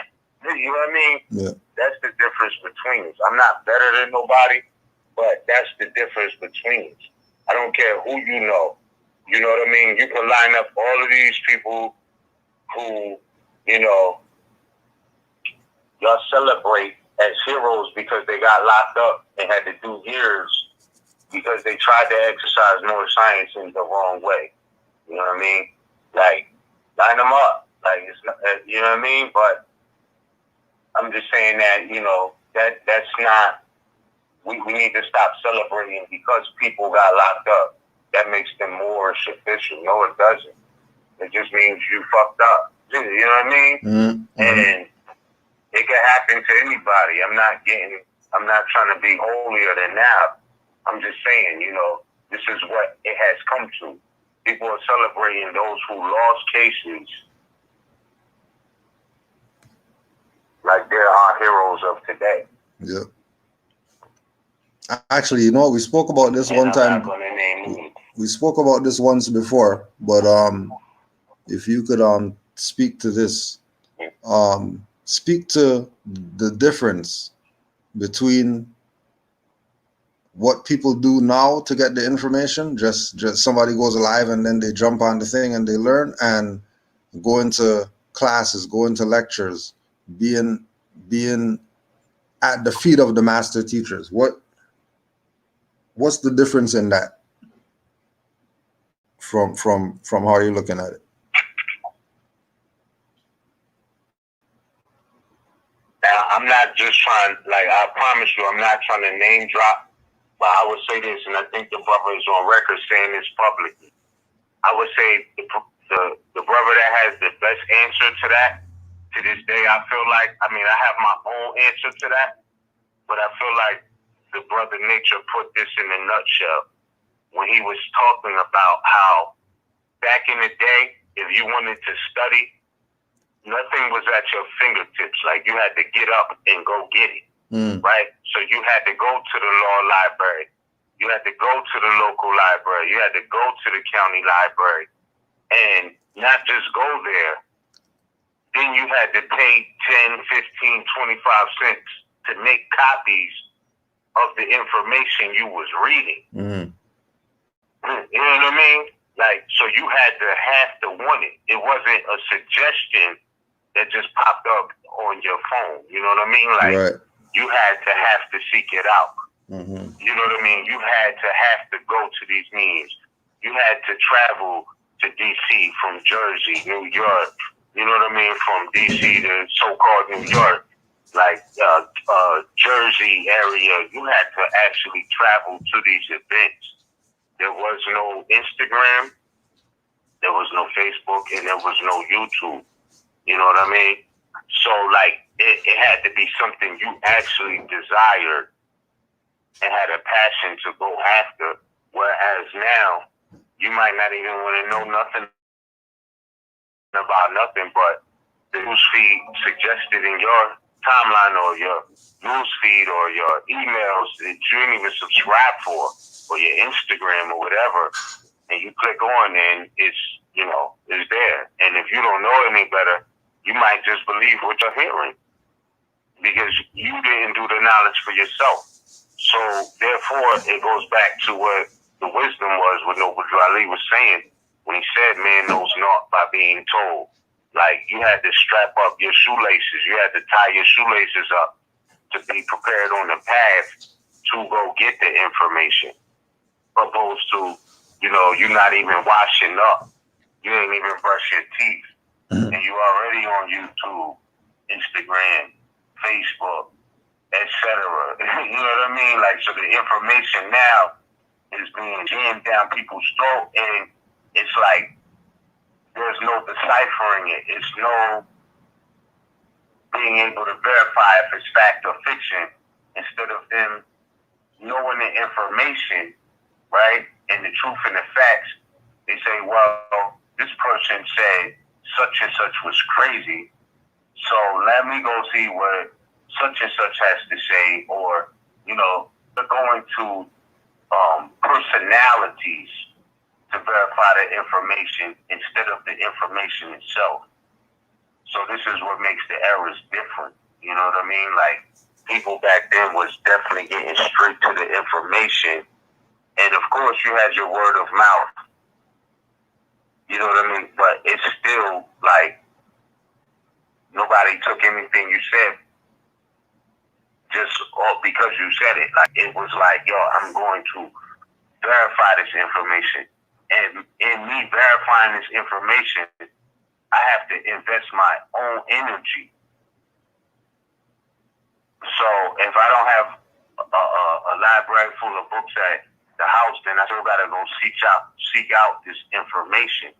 So that means I gotta invest time and energy. And today it's not really even like that. But you still investing time and subtracting energy from yourself in a sense, when all your information is strictly coming from YouTube videos, when all your information is strictly coming from what somebody said on the internet, what personality said, what this week, and you're not behind the scenes doing your own research. Mm-hmm. I think that's the difference between now and then. Facts. You know what I mean? Like, that's, yeah. Yeah. It had to be something you wanted. Yeah. And only those who really want it get it. And those who want it are the ones that Drew Ali said are with him still today. You know, Mm-hmm. those who actually heard about the Moorish paradigm or saw something relative to the Moorish paradigm and some type of switch went off in them. You know what I mean? Something went off to make them put their direct attention on this subject matter of who are the Moors, what did the Moors do, where did they come from, what did they learn, what did they eat, what did they, and you get into this new world that you've never experienced and never known, and you know, eventually everything that you knew before just dissolves. You don't even know what before was. Before doesn't even exist anymore until you bump into a Negro or something and they bring you back to a certain reality of where you came from.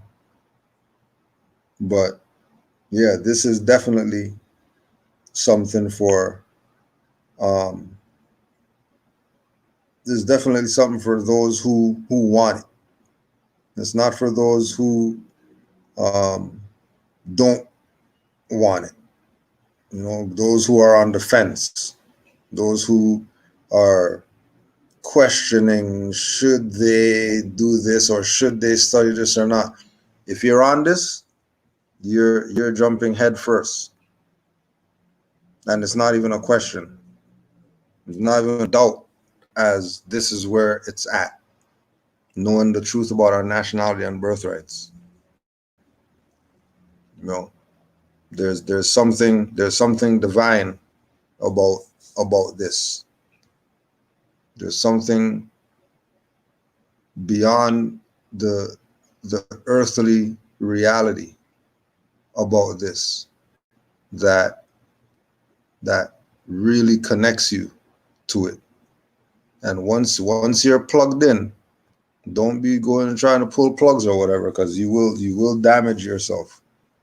You will hurt yourself trying to turn away from this. You know, especially if you're supposed to be someone who's down with this. You know, if you're supposed to be someone who's down with this, then you're not supposed to to turn away. You're supposed to embrace it wholeheartedly, regardless of, like one of the more saying in the chat, regardless of how people think about it, what they say, how they feel about your Kentucky Fried Chicken bucket hat and all that stuff, or you're wrapping your sheet around your head and all that, regardless of how they feel about that, regardless of where their mindset is as far as that, you're not switching, you're not turning off, you're not turning back. Like we said, we don't care who's yelling. Noble Ali could be yelling. We're not looking back and turning to salt. It's not happening. And if you look back and turn salt, it just lets you know that you weren't ready. Because don't hold on to this stuff. Don't get involved with this if you think you're ready. Or going back to the thing of going out and researching this opposed to being told this. You know, if you have over the past how much ever years just been watching some YouTube videos and going on websites and whatever, you never went to a library to research this before, I suggest you go do that immediately. Or you can't go to the library because it's closed, then you better go on Amazon or something like that. Go RV Bay, go Khalifa Media, go buy some books and start getting the information that way, opposed to through your ears way or through a computer screen way. Because getting it from a screen and getting it in your ears is different than getting it through your eyes and a page. Very different. Absolutely different. Hits you totally different. You could get the same thing. You could read it on the screen and then get the book and read it, and it's going to hit you different. There's something about eyes to pages. Yeah, there's something about eyes to pages that affects your learning. You know, I don't know what it is. I haven't figured that out yet. But like, for example, like I can't do PDFs and all that stuff unless I print them out. Like, it's not the same. Right. You know what I mean? It's not the same. Plugging the USB in the TV, reading it on the 40-inch is still not the same. Something about having the pages, having the book in your hand and reading it affects the brain differently with regard to the information. You know, I keep going back to when you used to have to actually study and the time illusion happening. You know, you pick up a book or something like that and you're reading, and then all of a sudden it's the next day. And you just read, 200 pages in some hours. And you didn't even know that sun went down and then sun rose again or whatever like that. And you were just reading. You don't get that when you do PDFs. Well, for me, it's definitely not the same. Yeah, it's definitely not the same. No, it's not.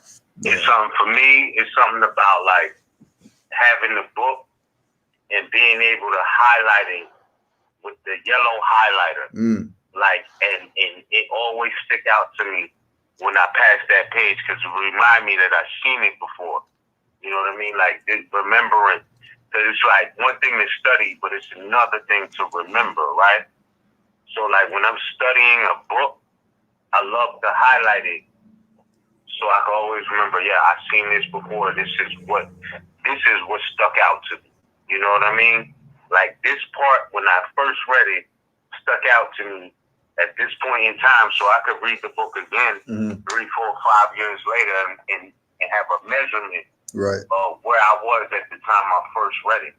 You know what I mean? Like, and I don't know what it is, bro, but I just can't stand highlighting my pages with the pink highlighter or the blue highlighter and the green highlighter. Like my books, it gotta be the yellow highlighter. I don't know what, it's just something about the yellow highlighter I can't do None of the other highlighters. For real.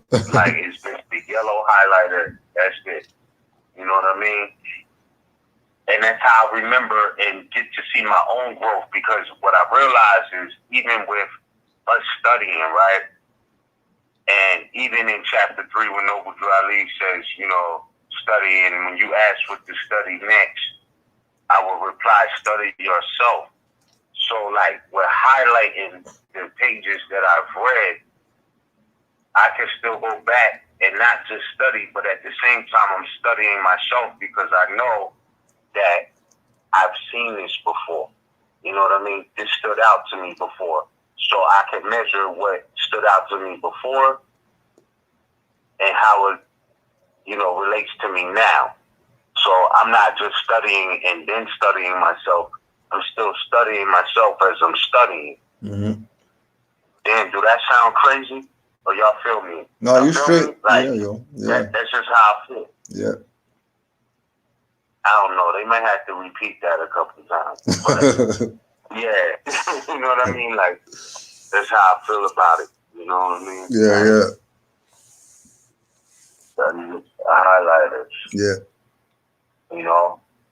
Yeah. Because, yeah, of course, you know, in these days and times with libraries being closed, we should have our in-home libraries too. That's a standard. Yeah, by now. That's a standard, you know? Yeah, no, it has been a standard, but it's like, you know, everybody don't have everything in their library. Like, you could go to different Moor's house in a library, you'll know it'll be some staple literatures like, yeah. you know, de jour Moors, like right. real Moors. You know, you can come to the house and they're going to have certain books. Certain books, know yeah. that. Yeah. You know what I mean? Yeah. Big publication books. You know, we can take it even into Behold the Pale Horse. Like, I know if I come to a Moor's house and I'm like, yo, you know, I need to read something. I need to, you know what I mean? Like, yeah, I need pull to something off the reference shelf. something. Yeah. I know staple literature, I got a right to at least expect from a conscious Moor's house is the 4th edition Henry Campbell Black's Law Dictionary. You know, we could go into other staple literature like Behold the Pale Horse. Of course, R.V. Bay Publications books, Khalifa Media books, etc. It's like certain things, you know, and unabridged dictionaries. Like, you know, anybody on this line, if I'm hoping, I'm trusting, you know, like, everybody on the line at this point at least has an unabridged dictionary. Right. Like, at least an unabridged dictionary where the definition of American tells you that it's an aboriginal or one of the various copper complexion natives found on the continent by Europeans. Yeah. I at least expect, you know, every more to have that dictionary in their house. Yeah. You know what I mean? So I'm saying that to say that it's certain staple literature, of course, the Circle 7, Holy Quran, you know what I mean? The Great Quran of Muhammad, Holy Quran of Mecca, etc. Like, you know what I mean? Like, these are certain things, 101 questionnaire. You know what I mean? Like, I could expect certain things from a Moor. Yeah. If I'm in the building in your state. You know what I mean? Right. Like, so, I don't know, but, yeah, man, this is really crazy with all of this of how it's being disseminated now. And I look at it sometimes and I be looking and I'm like, yo, these people's perspective is off the chain, like, and I don't mean that in effect or in the sense of it being accurate. It's just, it seems like they're so misinformed. Yeah. And then I'm like, well, you know, do I blame myself for not teaching more? Like, do I gotta get on Instagram now? Like, I'm not used to this shit. You know what I mean? Like, I'm not used to being taught or teaching in a live stream format as far as, you know, like, this is what I mean. Like, oh, man, I don't mean this in a disrespectful way, but from what is now being called the conscious community, conscious information, it has become somewhat of an embarrassment because I turn on these different channels or whatever, and it's like I don't see nothing but people looking in the camera talking. Yeah. Like, yo, show me something. Yeah. Yeah. Show me something in the world, man. Like, I don't want to look at you. I don't want to look at you talk for 5 hours about what you think about, you know, Michael Jackson's estate and shit like that. Like, you know what I'm saying? Like, I want to see, show me some shit. Where have you been? Like, you know what I mean?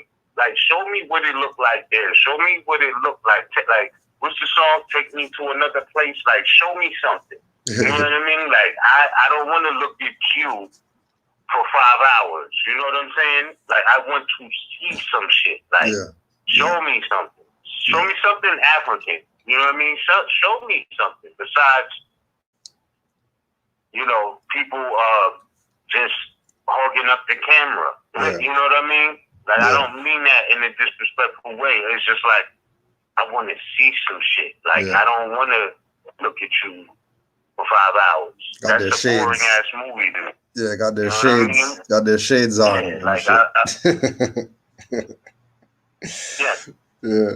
Like I want to see different scenarios. Like that's you know what I mean. And don't get me wrong. If people are teaching that shit, teach that shit. Even if the camera is just on you. Yeah. But I'm saying, like, when it's a consistent basis of you just expressing your opinion about how you feel about the latest Instagram post of Rihanna or what the fuck Jay-Z said, you know, I don't want to hear that shit. Like, show me something. You know what I mean? Show me some shit. Like, where have you been? Like, show me some Moorish architecture. Show me some Moorish, you know what I mean, history ground. Show me something. Like, I don't know, man. Like, I don't know. Maybe, I don't know, man. I'm sorry. Like, it gets, like, the learning process from back then to now, like, it's funny. My cousin, we got a family group chat, and, you know, my cousin put in a image of young Pharaoh talking about how the coronavirus was in Captain America. I said, yo, don't ever put no shit from this movie in the family chat at that. You know what I'm saying? Don't ever. And I sent her and everybody in the family chat the video of you and the brother Shelton McKenzie L. From, I believe it might have been April 2018. The shit y'all did on him and Shetty. I sent that shit right in the chat. I said, don't ever. These niggas don't be knowing what they talking about. Yeah. I'm not a hater, fam. Like, I'm not a hater. That's the last thing anybody could ever call me, is a fucking hater. But I'm telling you, I don't stand for the bullshit. Like, I'm like, nah. We're not doing none of that.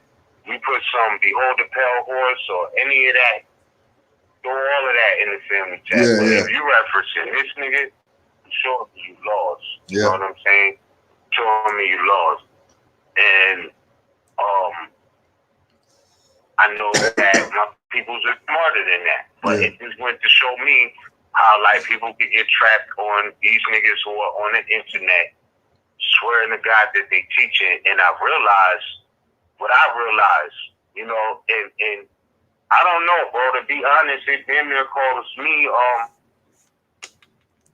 moving forward. I'm like, yo, am I in a midlife crisis? Because this is not the shit that I grew up on. You know what I'm saying? Like, niggas on the internet arguing with each other and snitching on each other and, you know, taking this one to court and bragging about it on YouTube. I'm like, yo, these niggas will be labeled rats and outcasted from society. But this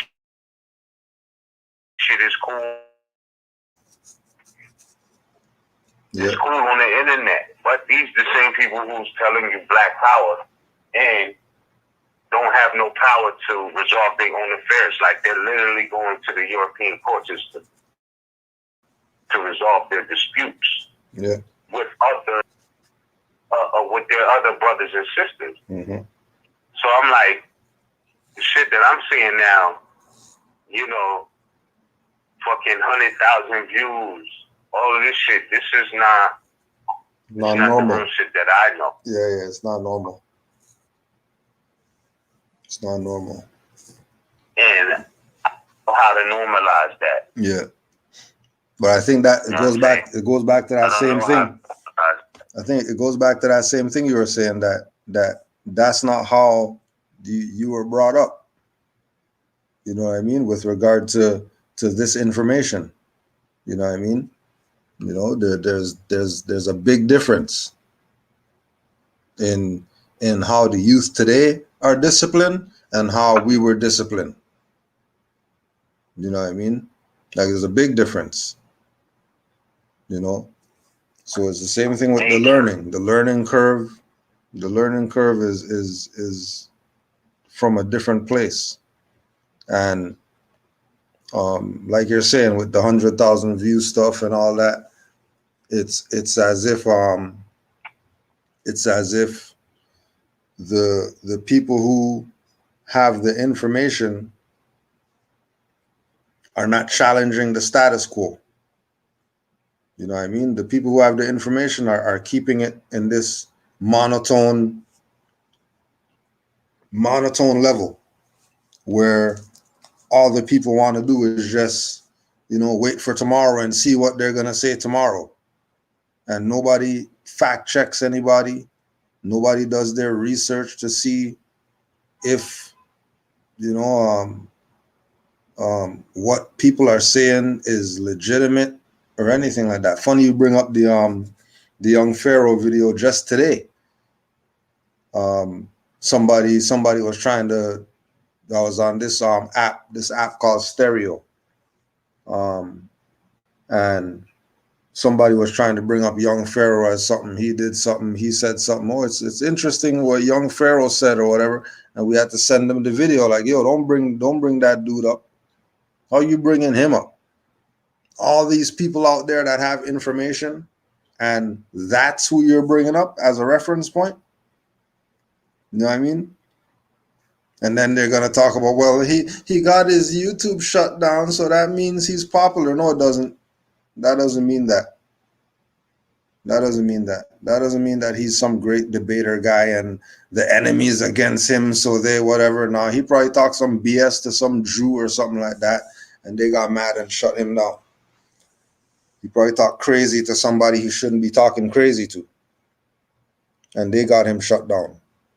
But it's not because he's putting out some valuable information to the people, so they shut him down because some value info. You know what I mean? Like Riza Islam and these people on this list of, you know, they're defying the COVID whatever. So, you know, the disinformation doesn't.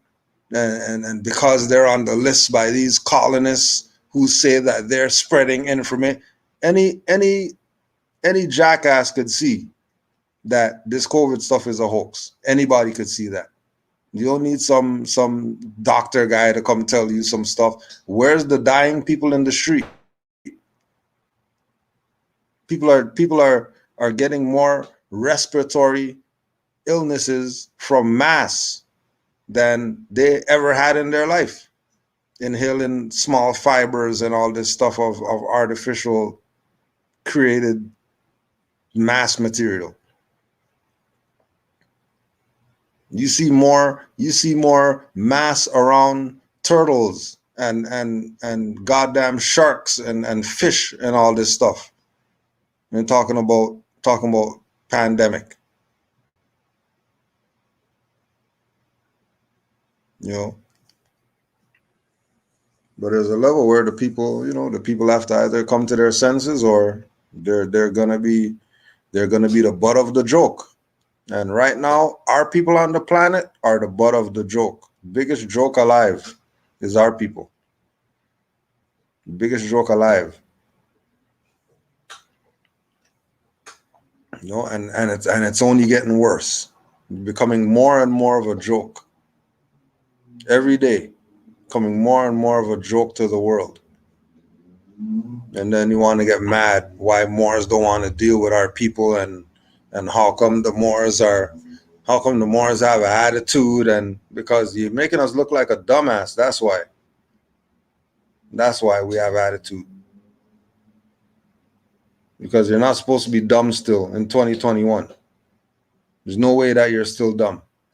Too much info, too much websites, too much ways to acquire information for our people not to have some sense of who they are and where they're going. There's no way. There's no excuse. I can't find an excuse as to why people are incompetent still. You know? And then, you know, once you get to that part and you start realizing, well, if they're still incompetent and it's this easy, then you give the sorcerers a round of applause and tell them good job. Good job, sorcerers. Because this magic that you put on these niggers, this is some David Copperfield on a motherfucker. That they don't get this yet. That they're so out of it that they don't get this yet. They're still playing around with YouTube celebrities and conscious communities and all this. Juneteenth and whatever. He's celebrating some niggerdom. It's asinine. I don't know.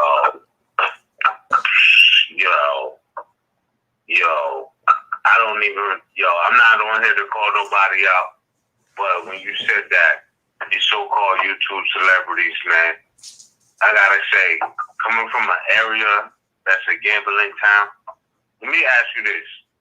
Let me just leave this here. Did you see the video of Moor gambling in the casino? No, I didn't see that one. I didn't see that. I didn't even know there was a video like that. You didn't see that? All right. Leave that there then. I'm going to send it to you. Like, yeah, it's like, it seems like the so-called conscious community has become a fucking joke. It's become a joke. Yeah. To the rest of the world. We're the laughing stock. We're the laughing stock right now. Yeah. Because of, like, it's not solely one brother or one sister, but the shit that we do for the Instagram, for the YouTube, we've become the laughing stock. We've become the laughing stock because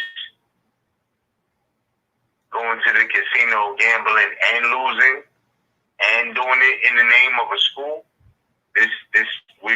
that's laughing stock shit. You know what I mean? And no, it is, bro. Oh, brother, you know, you hardly hear me hate on anybody. But if I call it like I see it, yeah, we like that's the type of shit right there where people were saying.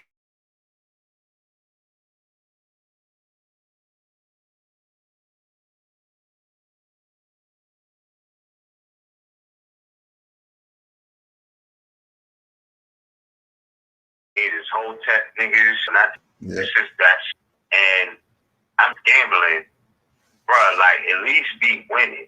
You know what I mean? Like at least win something. Win something. I mean, show us that. Like show us you winning. I don't give a fuck if you came up $100 off of 20. Like don't, like yo. I don't know. Yeah. I see you got it on the screen now. You got it on the screen now. I can't play the audio on the blog radio, but yeah, that's your boy. You know what I'm saying? And a lot of the people that I talk to who claim could be woke, I'm not saying he never made valid points in his life. I'm not saying none of that. You know what I'm saying?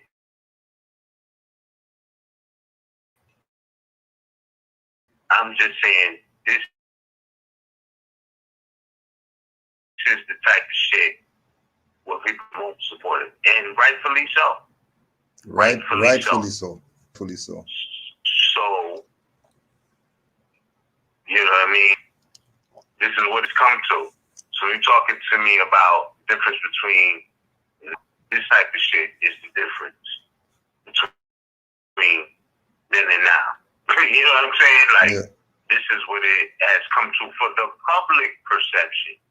Not for the real shit, but for the public perception. This is what it's come to, fam. This is what it's come to. And it's sad because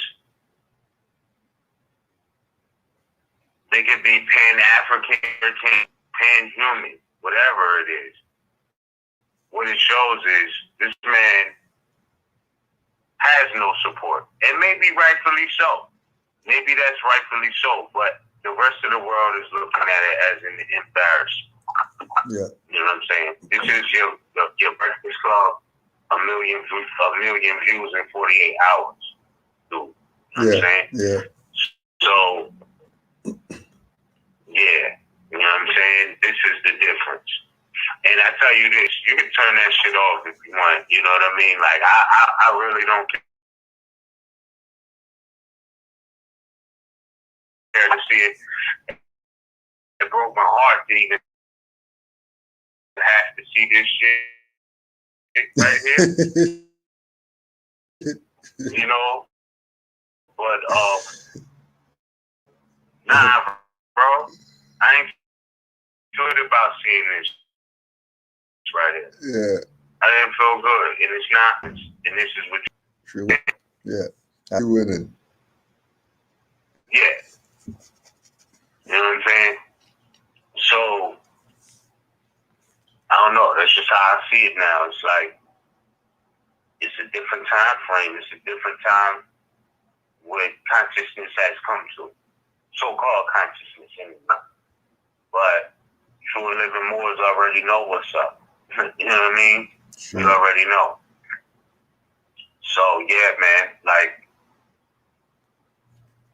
I don't know. I think that 100 years from now, the world will look at the history of Instagram and say, yo, these people were such a joke. Like, that's really where they was at 100 years from now.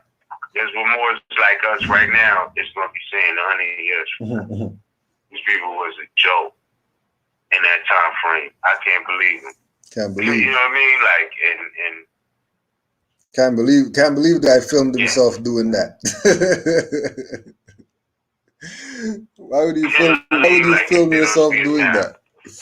Why would you film yourself doing that? Like, what type of crack did they have back then? Crazy. They got anybody in the queue over there? Let's see. Oh shit, yeah. I checked a couple minutes ago. We didn't have anybody. Man, I can't believe 2 hours flew that fast. Bro, it's we crazy. Didn't even scratch the surface Crazy. yet, bro. 2 hours, yo. 2 hours. Yeah, but always gotta show love callers. This is the last hour. Man, we could go in a lot more. But let's get to caller 218-673. Peace, fam. You live on the air. Islam, Islam. Peace and love to you, dog, Brother Kudjo, Brother Mizraim. Peace and love to the family. Oh, man, I tell you, something is really in the air. You talking about it's coming. Wow, yeah. It's been in the air for certain. But let me just really take a moment to go on a little tangent. But before I do that, a little slight tangent as well is that I was sitting here and I don't know. It seemed like I dove into some type of sleep, and I woke up and I heard air. And I said, wait a minute, how long did I do that? And I said, well, let me try to get back in and see if the call's still on.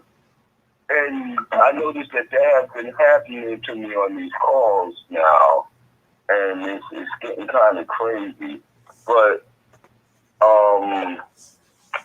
the tangent was that I wanted to go on the record for the record for all that craziness about Ras Mariah Bay and the Harvey Bay publication. Man, Kudjo, please. I don't know. I guess I was listening to a replay at that time from YouTube. But just for the world to know that if it were not for MHAF and everyday publications, those of us who came into the knowledge, and I noticed that time even is like, it feels like it was about 15 or 20 years when I try to think of when this happened. But if it were not those, the Eyes Wide Open platform, many of us who just got the wind of the prophet would still be the walking dead. Straight up. And now just I mean, that's the most valid. There's nothing anywhere that was more concrete, more consistent, and truly piercing out that breath of life for the dry bones in the valley. Okay, and to come back into the opening issue. Oh man, when I flashed across the screen on the news, and I don't even be looking at news. I guess it was meant to be that I don't miss this, Rob. You know, that's the spirit, man. The holiday, I said, wow. It's not that I was really shocked. It was like a fuller and more fullness of the revelation of they are really now putting nails in the coffin of the dry bones that should have had breath of life in them by now. I mean, and when we look at, we look at the Inquisition and we know that it has still and always has been alive and enforced. And the thing is that though it's more so that those dead bones are the ones enforcing it now. But we have you doing it to yourself. And what makes it even more real of, what you want to call them, the ops, the COINTELPRO continued, or the Inquisition on the rise, whatever you want to call it, the stitches and the connection is just all boldly becoming so prevalent, so in your face more and more that, oh man, it's like, it's amazing. I mean, now prior to that, when I saw that their first move was to make an end, as far as I know, I haven't seen. Yo, Robert Daniel, I don't know if you have a TV on in your background, but it sounds like it's chopping. It's chopping like I hear that squeaking there, and I thought that was somewhere else, but it's not. Again, maybe that's still part of my phone going off and on its own or something. I trust that y'all hear me now more clear. But what I wanted to point out was that connection of certain things. Like I haven't seen it in fact, but I did hear this one that they made a flag, mind you, that's supposedly supposed to be hanging in the UN or somewhere. The building, I don't even know where the building is anymore, for Black Lives Matter. And I'm saying, wow. And then you have what you produced, shared with the naturalizing Moors.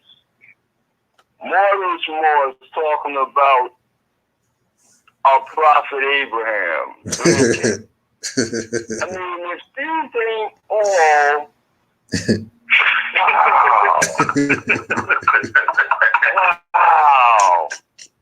wow. I mean, come on. You can't make this stuff up. I mean, come on. That's why we have to put the site.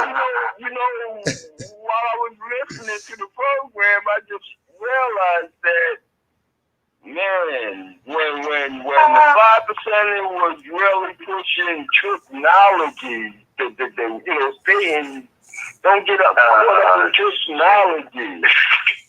So it's like a whole big catch-22 with revelation on top of revelation coming true about all the things that were being spoken about what's going to keep you down. Yep, prophet's the man. And so it also makes perfectly clear the truth about the true prophet, Noble Dwelling. Yep, prophet's and the how man. grateful I am for the MHHS Eyes Wide Open and RB Bay Publication and the Canaanland Moors even and the Sons of Allah and all the things that help to resuscitate me, make me feel like, well, damn, I'm not alone out here. Yeah. You know, I can get a recharge somewhere. Right. That's consistent with growth. Right. Man, I give thanks for you guys. Islam. I give thanks for you guys, and it's just I am glad that I don't have to get cynical looking at that nonsense because I see it's playing out. I see how it's playing out, and I know it's the last days of the play out. And you see how twisted it is? I make you put on masks, and then I take off all the masks on everything else. Mm-hmm. I show you that you're a robber stealing from yourself. And that's, that's the real joke to me. That's the real joke. And yeah, there's a lot of laughter, but meanwhile, we know that there is life in those dry bones that we see opened up to and accepted it. So we know that the Circle 7 tells us, in I forget the exact chapter, but it was I think it was Jesus talking to somebody who said the truth has always been here. The truth was never not here. Okay? You just have to open up to receive it. And the prophet lets us know that if I can just get you to think, because again, when you look at the words that they talk about primitive, like it's something extinct or something that never was worth anything, and you find out it just means the first, it just means the original, it just means that which was before anything else was thought of. And so, the fullness, like I said, of giving those dry bones life, I give thanks for that, and I give thanks for all of you And I thank you for the time. And again, that was on the record, for the record, to let all those self-hating, envious, lying, cheating, stealing, and robbing folk out there, I don't care what they calling themselves. Just because they want to hang themselves up and dry, let them know they can't get the real one. They can't get us with our eyes open. They cannot close them. And they can only fall to their doom while we continue to build. And on that, I would say peace and Islam. Islam, or Peace and Islam, brother Royal Dunn L. Always appreciate you on the check-in. Always appreciate that. That's a fact. Man, good to hear from the brother. For sure. Alright. That being said, we're gonna go to the next call. Call 469-578. Somebody's wilding. Alright. Somebody's wilding. Yeah, I had to mute that. I don't know. It might have been a mother with child. Yeah. You know, right now, you know, and the child is like, you know, it is what it is. But peace to caller 469-578. We trust maybe we can check back in with you, and you know, all is well, you know. But with that being said, we're going to go to caller 336-383. Peace, fam. You live on the air. Islam, peace and love. Islam. Islam, more. Yeah, we can hear you. Islam, peace and love, brothers, man. I just got out of being a lawfully incarcerated. I'm gonna tell them about L. Yeah, I just got out from being lawfully incarcerated. I went to go for the record. I went to go correct a situation with the courts, and then they misidentified me as a misrepresentation, and they put the misrepresentation in contempt, but took my natural body to captivity. So I had to sit there and try to figure it out. But that goes with, you know, which I was talking about as far as studying and being in tune and knowing your breathing and yourself, you know. And so, you know, like, I really, like, right now, I'm only like a few hours out. So part of me probably about to get stuck a little bit because I'm just a few hours out. I'm just glad to be home, and I'm just glad that I can talk with the Moor's family. You know, praise due to Allah, high honors to Zawad Ali. I mean, for teaching us the knowledge to free ourselves, you know. But you was talking about indeed, gratitude. You was talking about somebody disrespecting Mother Roz. Who was disrespecting Mother Roz? Yo, you know, to be honest, bro, yeah, like it's a lot of people who are inclining towards that. You know what I mean? I don't know these people in real life. Like, I don't know them in real life. Like, the people I know in real life, like, that I've met, I've seen, I kick it with, you see me doing things with, or whatever. Like, I don't see it coming from them. It's a different way. I don't know what that's about, but yeah, it's some crazy disrespect, but it's also misinformation. So it's not valid. You know what I mean? It's like, so let me make it clear for them. All the instrumentalities that I use come from RV Bay Publication, MHHS, Moorish Heritage History School. Everything that I know, majority of it came from Moorish Heritage History School. So anybody got a problem with Moorish Heritage History School, Mother Roz, or any of the L, or anybody that is a part of that general society, they got a problem with me. So we're gonna put it on the record. I'm gonna come out pro L, and I'll be in the corporate territory, North Carolina. Anybody got a problem, they have to see me too, because y'all gonna have a lot of more that love RV publications, everything that y'all gonna have to see, because y'all not gonna just keep disrespecting and slandering and speaking on things that you have no knowledge of. Mm-hmm. If you don't know, you can't talk about it. Straight up. You know what I mean? I'm going to yield the floor with that. I just had to get it off my chest because I overheard you speaking about it. It's not the first time they keep trying to disrespect. You know what I mean? It's frustrating when people do that, especially if they're operating off of misrepresentation or information that they never even researched to find out if it was true or not. You know what I mean? And dangerous. It's counselors court stuff. Who told them that was right? Exactly. No one. Nobody went and researched it. No one told them. Nobody went and researched it. Yeah. Nobody just said, "Oh, counselors court is for people from a foreign land operating on another person's land." If you know that, then why are you sitting there? You know you're on your own land. Why are you using simple mathematics? This is not hard. No, y'all need to study. And if you ask me what to study next, study yourself. If you're on your own home land, Northwest Semester, Northwest Africa, North America, North Gate, and you know that's your home, why would you go deal with a counselor's court that's for foreign territory?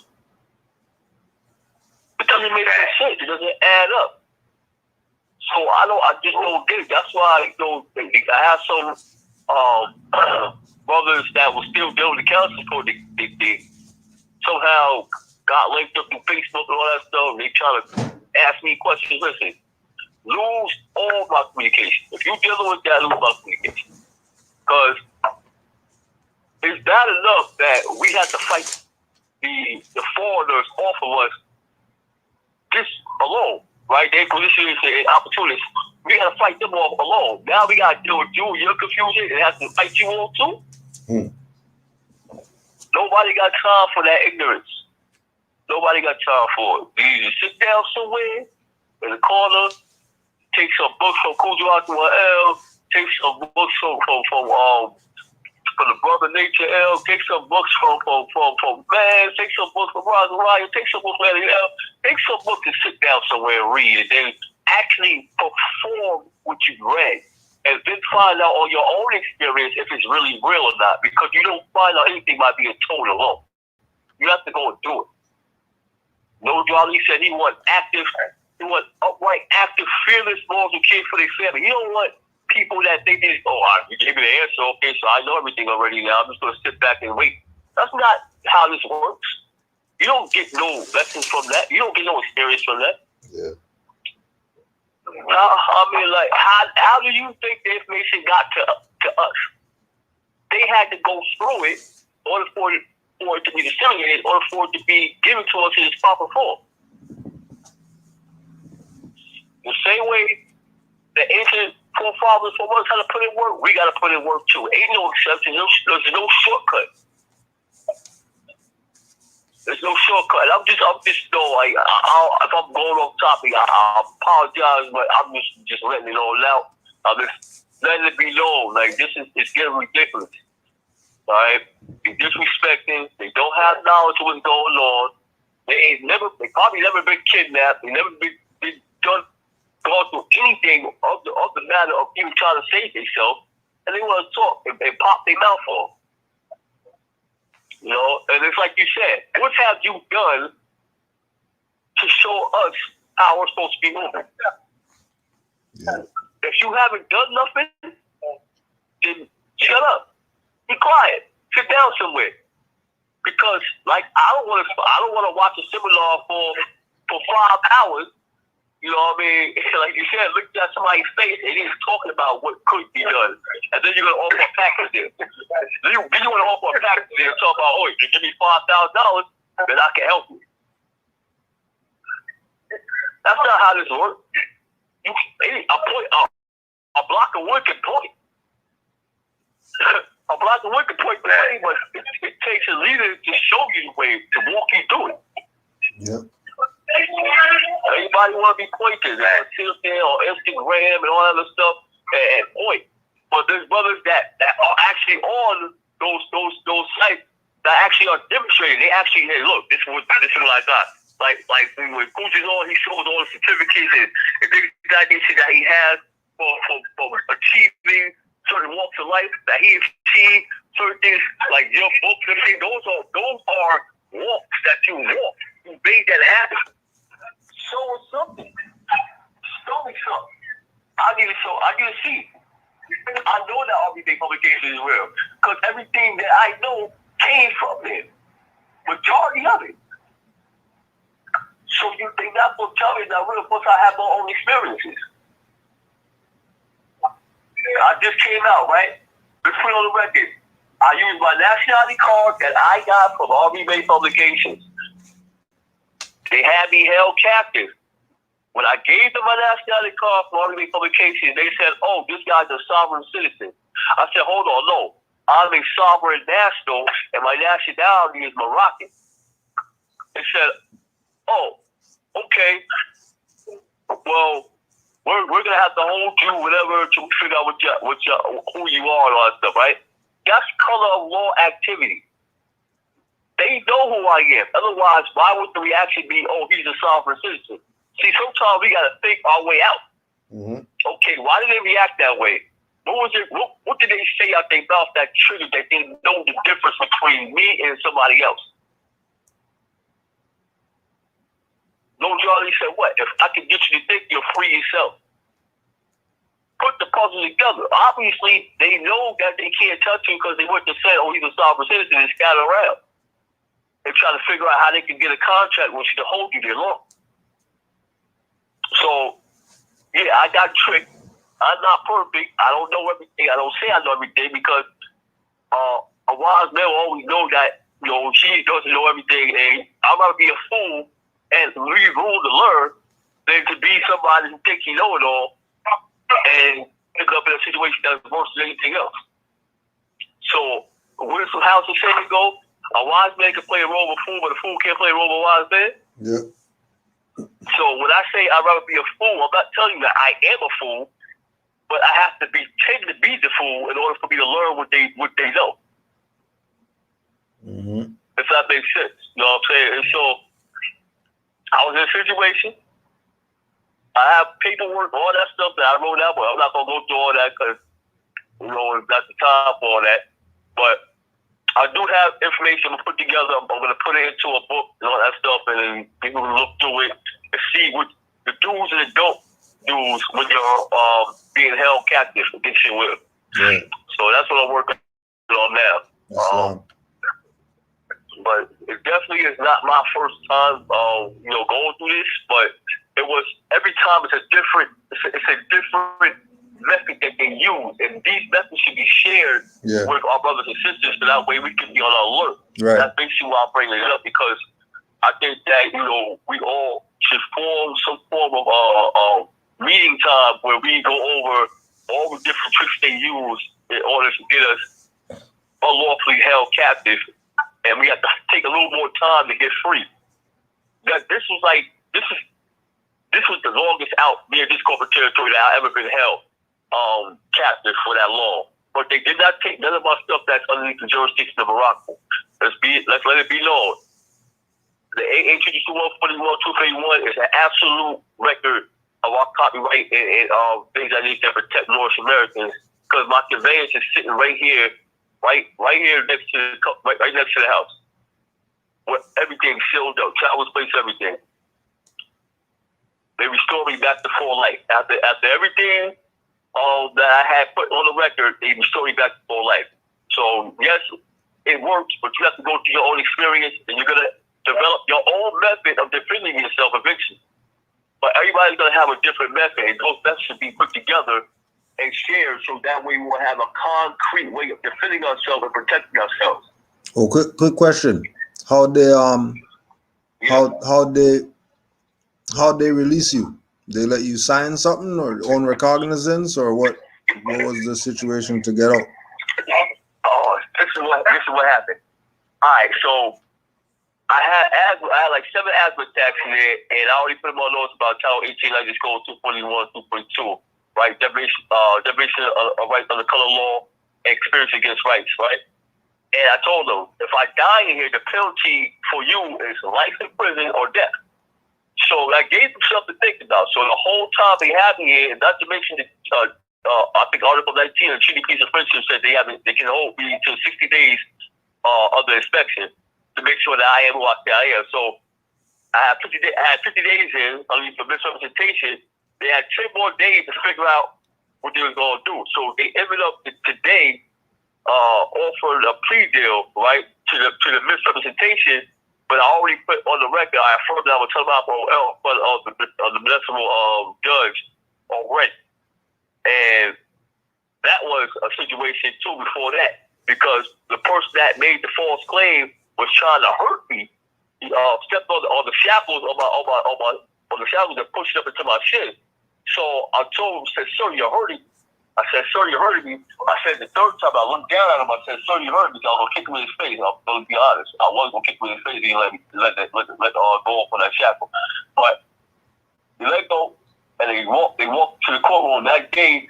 That was on June 1st. That day I affirmed that, I'm gonna turn out L explanation, William ABSL, including all assumed names, and I reserved my rights on a waiver form. Remember, Kudjo, 2 days before I got kidnapped, you told me about this situation, how they use fingerprints to use the bill of attendance, ex post facto law, to find out your explanation and things that need to with a third party, right? Mm-hmm. So I had that in my mind. What happened is exactly how you explained it. You give the fingerprints, and I guess I was like, well, let me show you what the grand chief said. Let me let you see that they actually do that. So I guess that's what happened. I had to get the experience for myself. So I got that experience. That's what happened.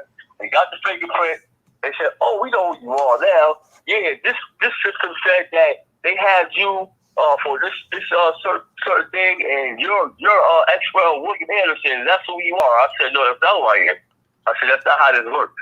I said, "A natural person has the right to self-identify." And I said also that you're not allowed to grant any titles of nobility. Article 1, Section 10. You can't tell me who I am. I have to tell you who I am.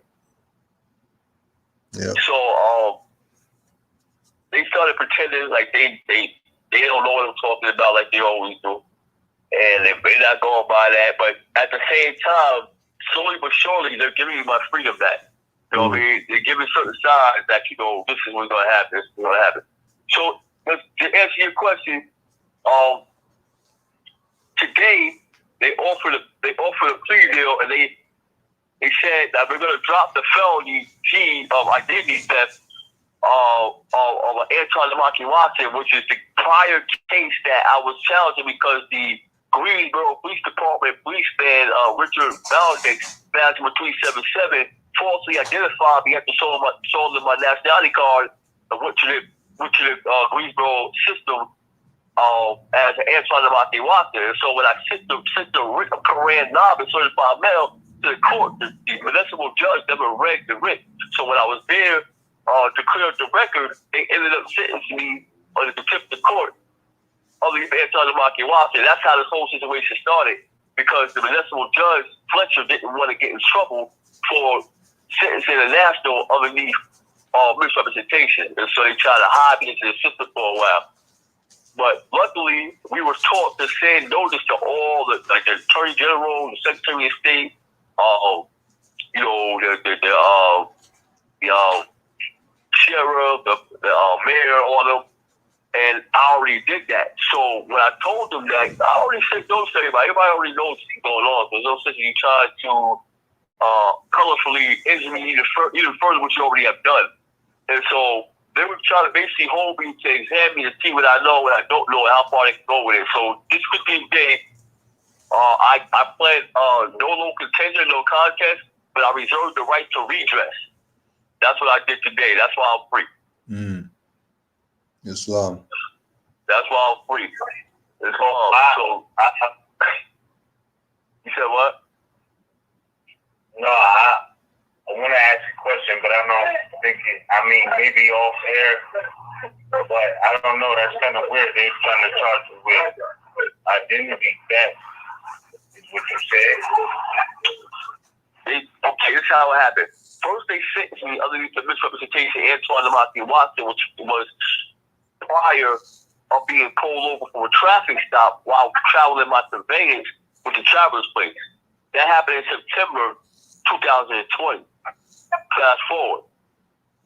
I went to correct the record at court April 28th, 2021 for that situation. this case is already removed to federal court, but the federal court kicked it back, saying that it was nonsensical because I never did a real Korean novice, which I learned from Kudjo that was what I had to put in order for me to correct the record so the court knows what's actually happened. So I put that in, but the municipal Judge Fletcher for the district court over here, Greensboro Corporation, basically said that I'll make a trip to court basically because she didn't read the writ. That's what I'm basically saying. She didn't read the writ, so she didn't know that I already said that I was not answering about Washington. I never been in answering about Washington.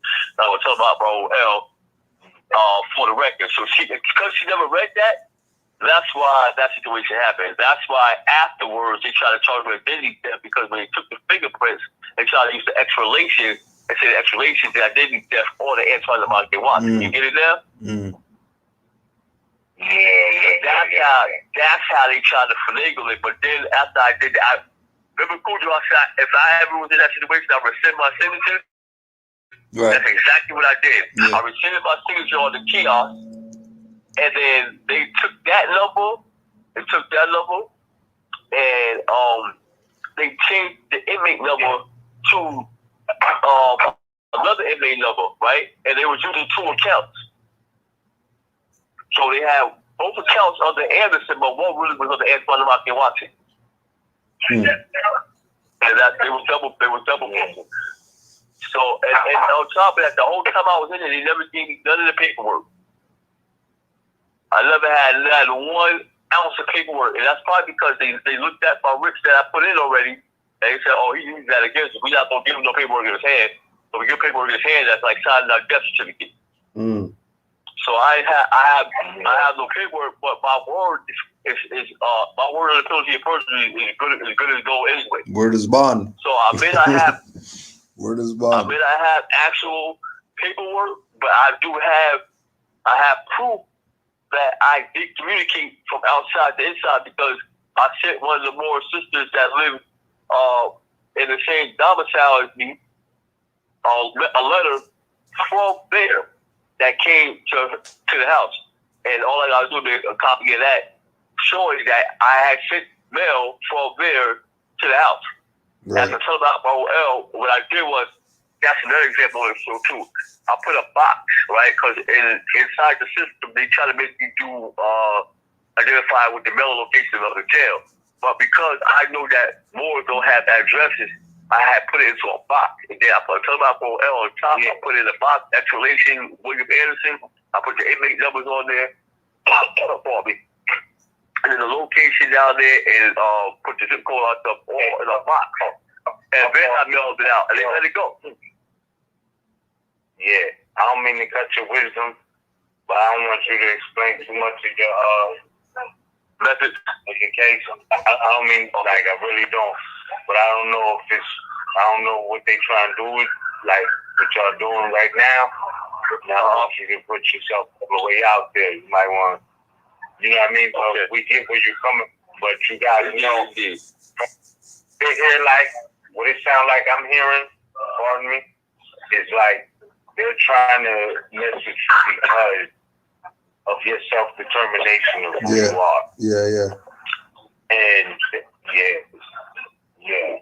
and I'm not speaking for you, but that's what it sounds like. And it goes against even what the definition of freedom is. You know what I mean? Like, it's self-determination. And it's so many common law cases.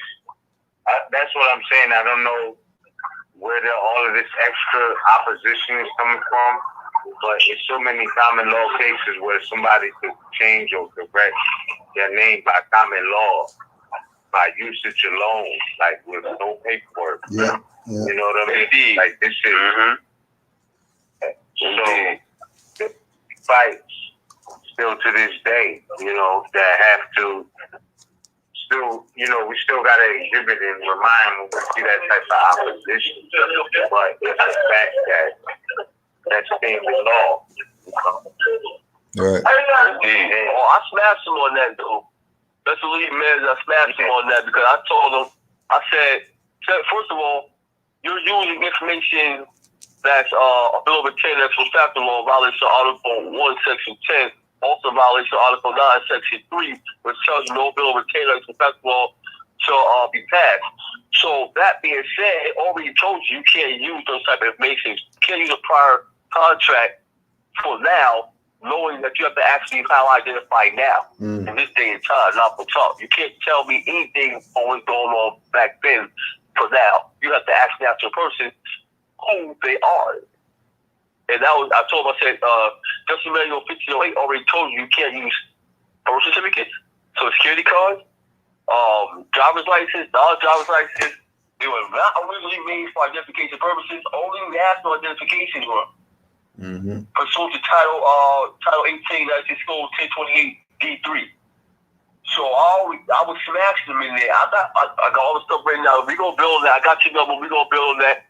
And like you said, I don't want to put too much stuff out on the record. But know this: the North Carolina Sheriff Office, the the District Attorney, Greensboro Police District Attorney, no, not to mess with me no more. I made sure of that. So that being said, I give honors to Lil Joe Ali. I give honors, probably high honors to Lil Joe Ali. All praise due to Allah. I give honors to you, noble brothers, because y'all have been a great help. I couldn't do it by myself. There has to be somebody that's walking in front of me that already did some steps that could teach me something. So I couldn't do it by myself. You know what I'm saying? I give honors to the mothers, especially the mothers, because without the mothers, I wouldn't be here to experience this. So I definitely give honors to the mothers. You know, and definitely I appreciate y'all, all the work y'all put in. And nobody better never say, man, the Kudjo out there, don't put no work in, because I ain't trying to hear that. That's an automatic fight. It's love, boy. That's an automatic fight. I love y'all brothers, man. It's love. It's love. I'm going to call y'all tomorrow. Yeah, we'll build. And I'm going to let y'all know what's going on. All right? Yeah, we'll build more. Islam. Yeah. All right. Islam. Peace and love, family. Peace and love. Indeed. Peace and love. Welcome home. Yeah, it was great to hear from the brother once again. That being said, you know what? I don't know if I should try to get the previous caller dropped, I think. I tried to give him a re-acknowledgement, but I think they dropped. So yeah, with that being said, for the night, you know, we got about 23 minutes left. If you want to say anything in closing, we don't have any more callers at the time. So, Moor, if you want to say anything in closing, that's peace. Well, yo, I just gotta say, go ahead, Moor. No, I was just gonna say, just with regard to the Moor situation and what you just said, that wherever you're at, whatever territory that you're at, recognize that where we're at is where it's at.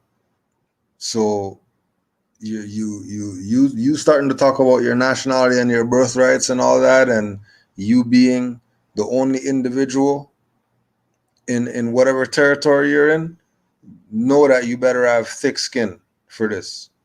Know that you could be up for a challenge with these people, because I don't know why they look at it from that perspective, like attack the Moors as if we have some influence over these zombies or something. You know what I mean? Like the Moor's been exercising with his tags for years. He doesn't have no line up at his house for people trying to wake up or whatever, or not be slaves or whatever like that. So I don't know where their motive is for attacking Moors the way they do. Especially if it's just one Moor. Like what's the big deal? One Moor wants to exercise their rights. Like what's the problem?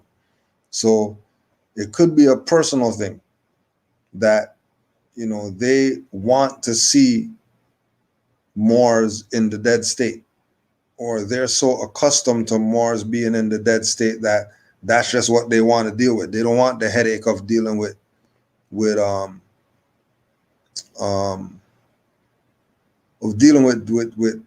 just Moors. You know what I mean? They just want to deal with Negroes because they have an upper hand when they deal with Negroes or whatever. So wherever you're at, make sure you're putting in your study time. You know, just like he's saying, he's near North Carolina, but he has, you know, different Moors that he can call up and build with and whatever like that. So make sure you build these bridges, connect with the family, connect with the brothers and sisters wherever they're at. Once they're doing good, give them energy to continue doing their good, or try to unify with them so we could all get some good done. The honors to all the Moors out there who have sacrificed, who have been sacrificed even, and who are continuing the legacy that was laid down, that we are who we say we are. We're not Negro, we're not black, we're not color, we're not African, came on a slave ship. We are our ancient foremothers and forefathers in the flesh again.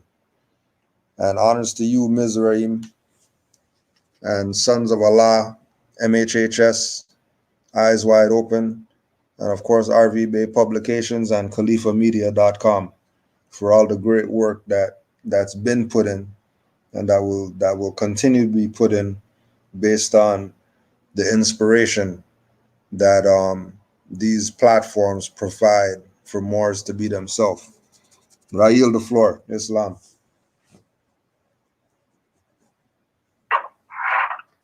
Peace and Islam to that, bro. Likewise, I acknowledge everything you say, man. And that's a beautiful way to close this out. You know, I'm thankful we got to do this once again, and I'm sure we'll do it again. But it was like, man, this time just flew, man. I swear it was like 100 other things I wanted to talk about. And you know what? I think that the energy of this night, this is a great place to end it on, man. Yeah. So with that being said, shout out to all the Canaanland Moors. Shout out to all the Moors over the world. Please study, stay diligent, and you know, talk to Moors, you know, that have been around, and get these perspectives so we can make some sort of sense of what we're seeing today. You know what I mean? And with that being said, I want to say the peace to all of you. You know, peace to MHHS, Eyes Wide Open, Canaanland Moors, and we're going to close out with the problem is. You know what I mean? So, salute, friend. Peace.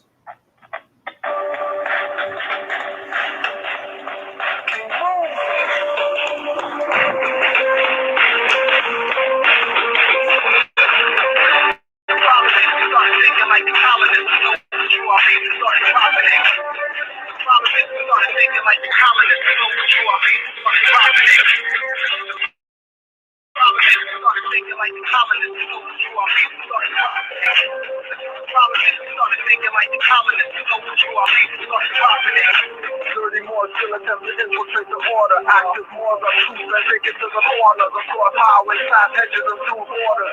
Move on dirty Moors like walking down water. Watch out for agents and provocateurs trying to get next to the heads with the doctor's cures. They never pay dues and don't pay dues. Contradicting with King Alfred, they give clues like you. Noble Jew Ali died from Paramore blues. Prophet saved them as one before the floor fell through, and that's true. Even though I don't have proof, memory tells me don't fall for truth. Drop mental loop, hanging from the wrong vine from the fig tree, looking up at him like baby. No white flag or mercy for you fag. 5 point and pentagram is on our flag. Green, but not for cream. That dirty one took to throw off the balance of the grand treasury book. Getting offers like high school ballers. Those that infiltrate are not Moors but robbers. Robbing the people blind, deaf, dumb, and crippled. They can't tear this up, not one drop or trickle. No matter how hard they try to perpetrate the fraud, dirty Moors always fall on their sword. The problem is we started thinking like the colonists. Know what you are, we started profiting. The problem is we started thinking like the colonists. Know like the colonists, we know what you are, we started propagating. The problem is we started thinking like the colonists, we know what you are, we started propagating. You're not brave with us, so simmer and easy. From 19, how long, we see it's easy. So thick, it's easily and disgusting. Everyone stood there. The Moors did nothing when she was attacked. They took the covenant that they will protect him and have his back. They hand on dues by 4 months. Going to Kangaroo courts to perform stunts. Temple versus temple. Lawsuits from inner fights. Not doing their job. 3,500 for good rights. Movie force left supposed to be in Gucci. Supposed to gotta thank Allah for the Sufi more than Buddhist Nagas. Morris songs, not rap sagas. Confusion clearer. Empty battle star wearer. Moorish nationality declarer. Straighten out the crooked ways. Rap conduct squarer. The problem is we started thinking like the colonists. We know what you are, baby. We started propagating. The problem is we started thinking like the colonists. We know what you are, baby. We started propagating. The problem is we started thinking like the colonists. We know what you are, baby. We started propagating. The problem is we started thinking like the colonists. We know what you are, baby. We started propagating. Let me strip them down. I'm the bone bearer. Negro, black, colored, minority, death repairer. Not the being, but the label attached. See me like Martin's going crazy, waving gas. Because they call yourself black, that's a kicking sign on your life. You can't stab your enemy holding the blade of the knife. Numbskull, MG, soul, all that. I'm pulling down on t-shirts like skull caps. The torture, the rapper, scissor sippers. Rapper, CD scratcher, insert ripper. Call me Jack and get slapped, though. Admiral when I flow, major like macro. Don't spit on a cameraman like Black will. But beat the case like Black Bill, but no lawyer. Ask Jim Carrey, liar, do nothing for you while they get rich and for you. Make you follow magistrate orders that get the coke to snort from wood corners and block ghetto. All I see is rappers, dress codes, repetto, tight shirts, skinny jeans looking like heavy metal bands. I'm not made but L like bread and hands. I grab mics, no sweat in hands, with words like brands. I don't worry about getting scanned. The problem is we started thinking like the colonists. We know what you are, baby. We started dropping it. The problem is we started thinking like the colonists. We know what you are, baby. We started dropping it. The problem is we started thinking like the colonists. We know what you are, baby. We started dropping it. The problem is we started thinking like the colonists. We know what you are, baby. We started dropping it. What up?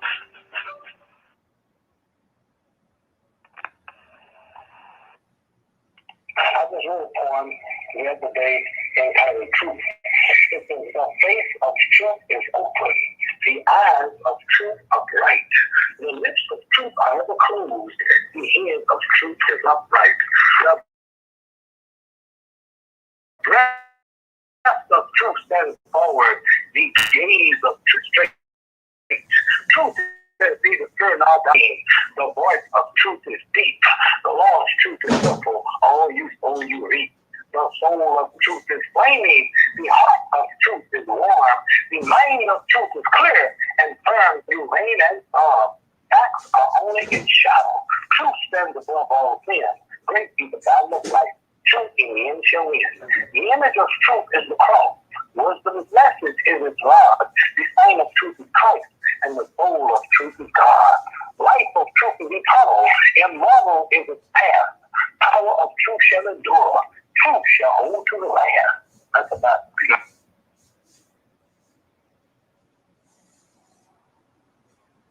Thank you for using Blog Talk Radio.